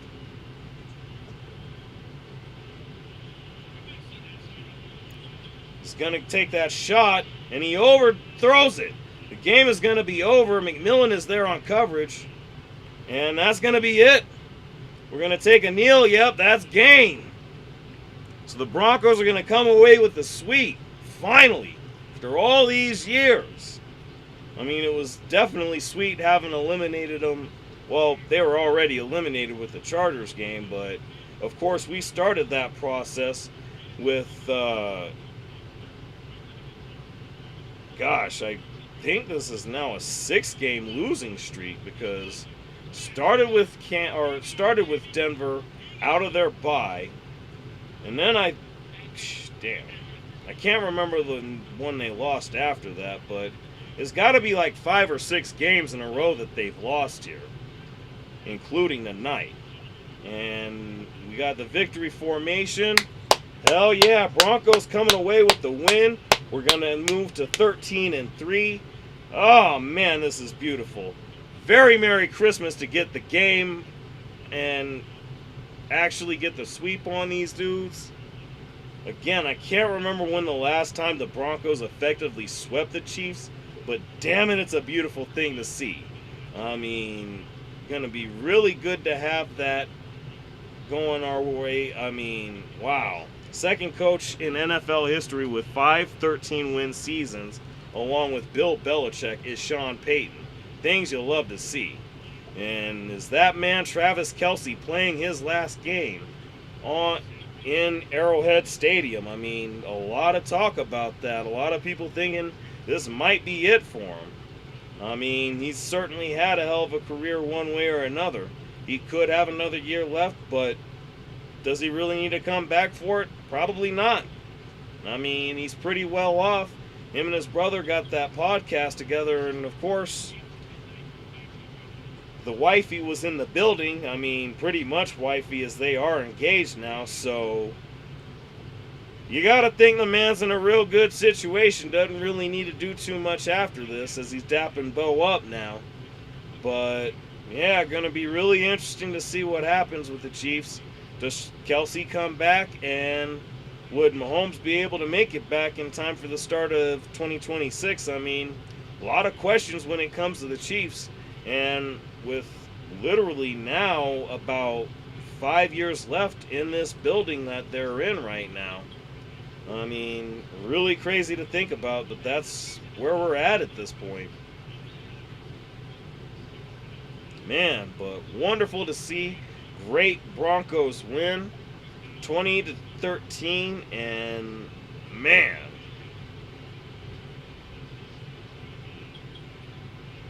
just fucking sweet. I know the Nuggets are playing right now. They actually got the Timberwolves out over at Ball Arena, so surely they're going to try to ride that wave of momentum with the Broncos getting a huge win here on Christmas night. So we'll see if the Mile High doesn't end the night on a really good note. But either way, man, hell of a game. Fantastic performance by the defense. Would have liked to have seen a little bit better from the offense, to be perfectly honest. But again, it was just one of those situations to where, you know, they're going to do just enough to win the game. And that was certainly true here tonight. And I guess if they're able to pull that off against the Chargers, they're certainly in good shape going into the playoffs and certainly locking up that #1 seed with the first round bye. I mean, you really couldn't ask for more at this point. I like the fact that they avoid consecutive losses in December, as of course that has been the case with previous championship teams. But I feel like this one could be a little bit different here. So, you know, just pretty much the way I'm looking at it on that one. But either way, Broncos able to get the sweep on the Chiefs, 20-13. It is a little bittersweet because you would have loved to have seen this against Mahomes, but it is what it is. You just got to take it how it comes. So, yeah. I think that's pretty much where we're going to leave it at that for tonight. I know I wanted to get on a lot earlier, but that just didn't work out. I'm just trying to get more rest. Actually bracing myself for some changes that are coming through here. It's going to be really, really interesting in the coming days here. I'm not going to really go too much into detail. I apologize for being cryptic about it, but yeah, that's really all I want to say about it right now. So I'm going to go ahead and hop off for right now. I think I'm going to probably work on a video talking about everything that we had happen tonight. Really happy to get the win. Would have liked to have had it be a bit more convincing, but not going to be overly picky. A win's a win. Hopefully we're able to beat the Chargers next week. Again, they've actually got 3 in a row against the Broncos. So it's going to be a really, really tough matchup, and the divisional crown is on the line. Again, as Skiz pointed out, hopefully Texans are able to stop them on Saturday, but definitely going to have eyes on that one. And of course, like I said, I'll try to be live Saturday at some point. Not really sure how I plan on working that out, but yeah, that's really all I got on that one. Look forward to a video coming out. I'm going to just get to recording that. I guess I may post it right away. We'll see how I'm feeling. I may save it for tomorrow morning though. But yeah. Either way, thank you for coming through. Those of you that did come through, appreciate y'all coming through to the stream. Shout out to Skiz. Love that that we're seeing you around. Look forward to seeing you in 10 days. Sunday. Hopefully we're gonna make that Sunday Night Football. I don't know that any of that's been confirmed. I know that's a TBD, and that's been like that pretty much the entirety of the season. So yeah, I'm gonna go ahead and get out of here for now. Broncos win 20-13, sweep the Chiefs, and you can never go wrong with that. Either way, it's your boy A&J, and I appreciate you spending that time with me. Have a good night.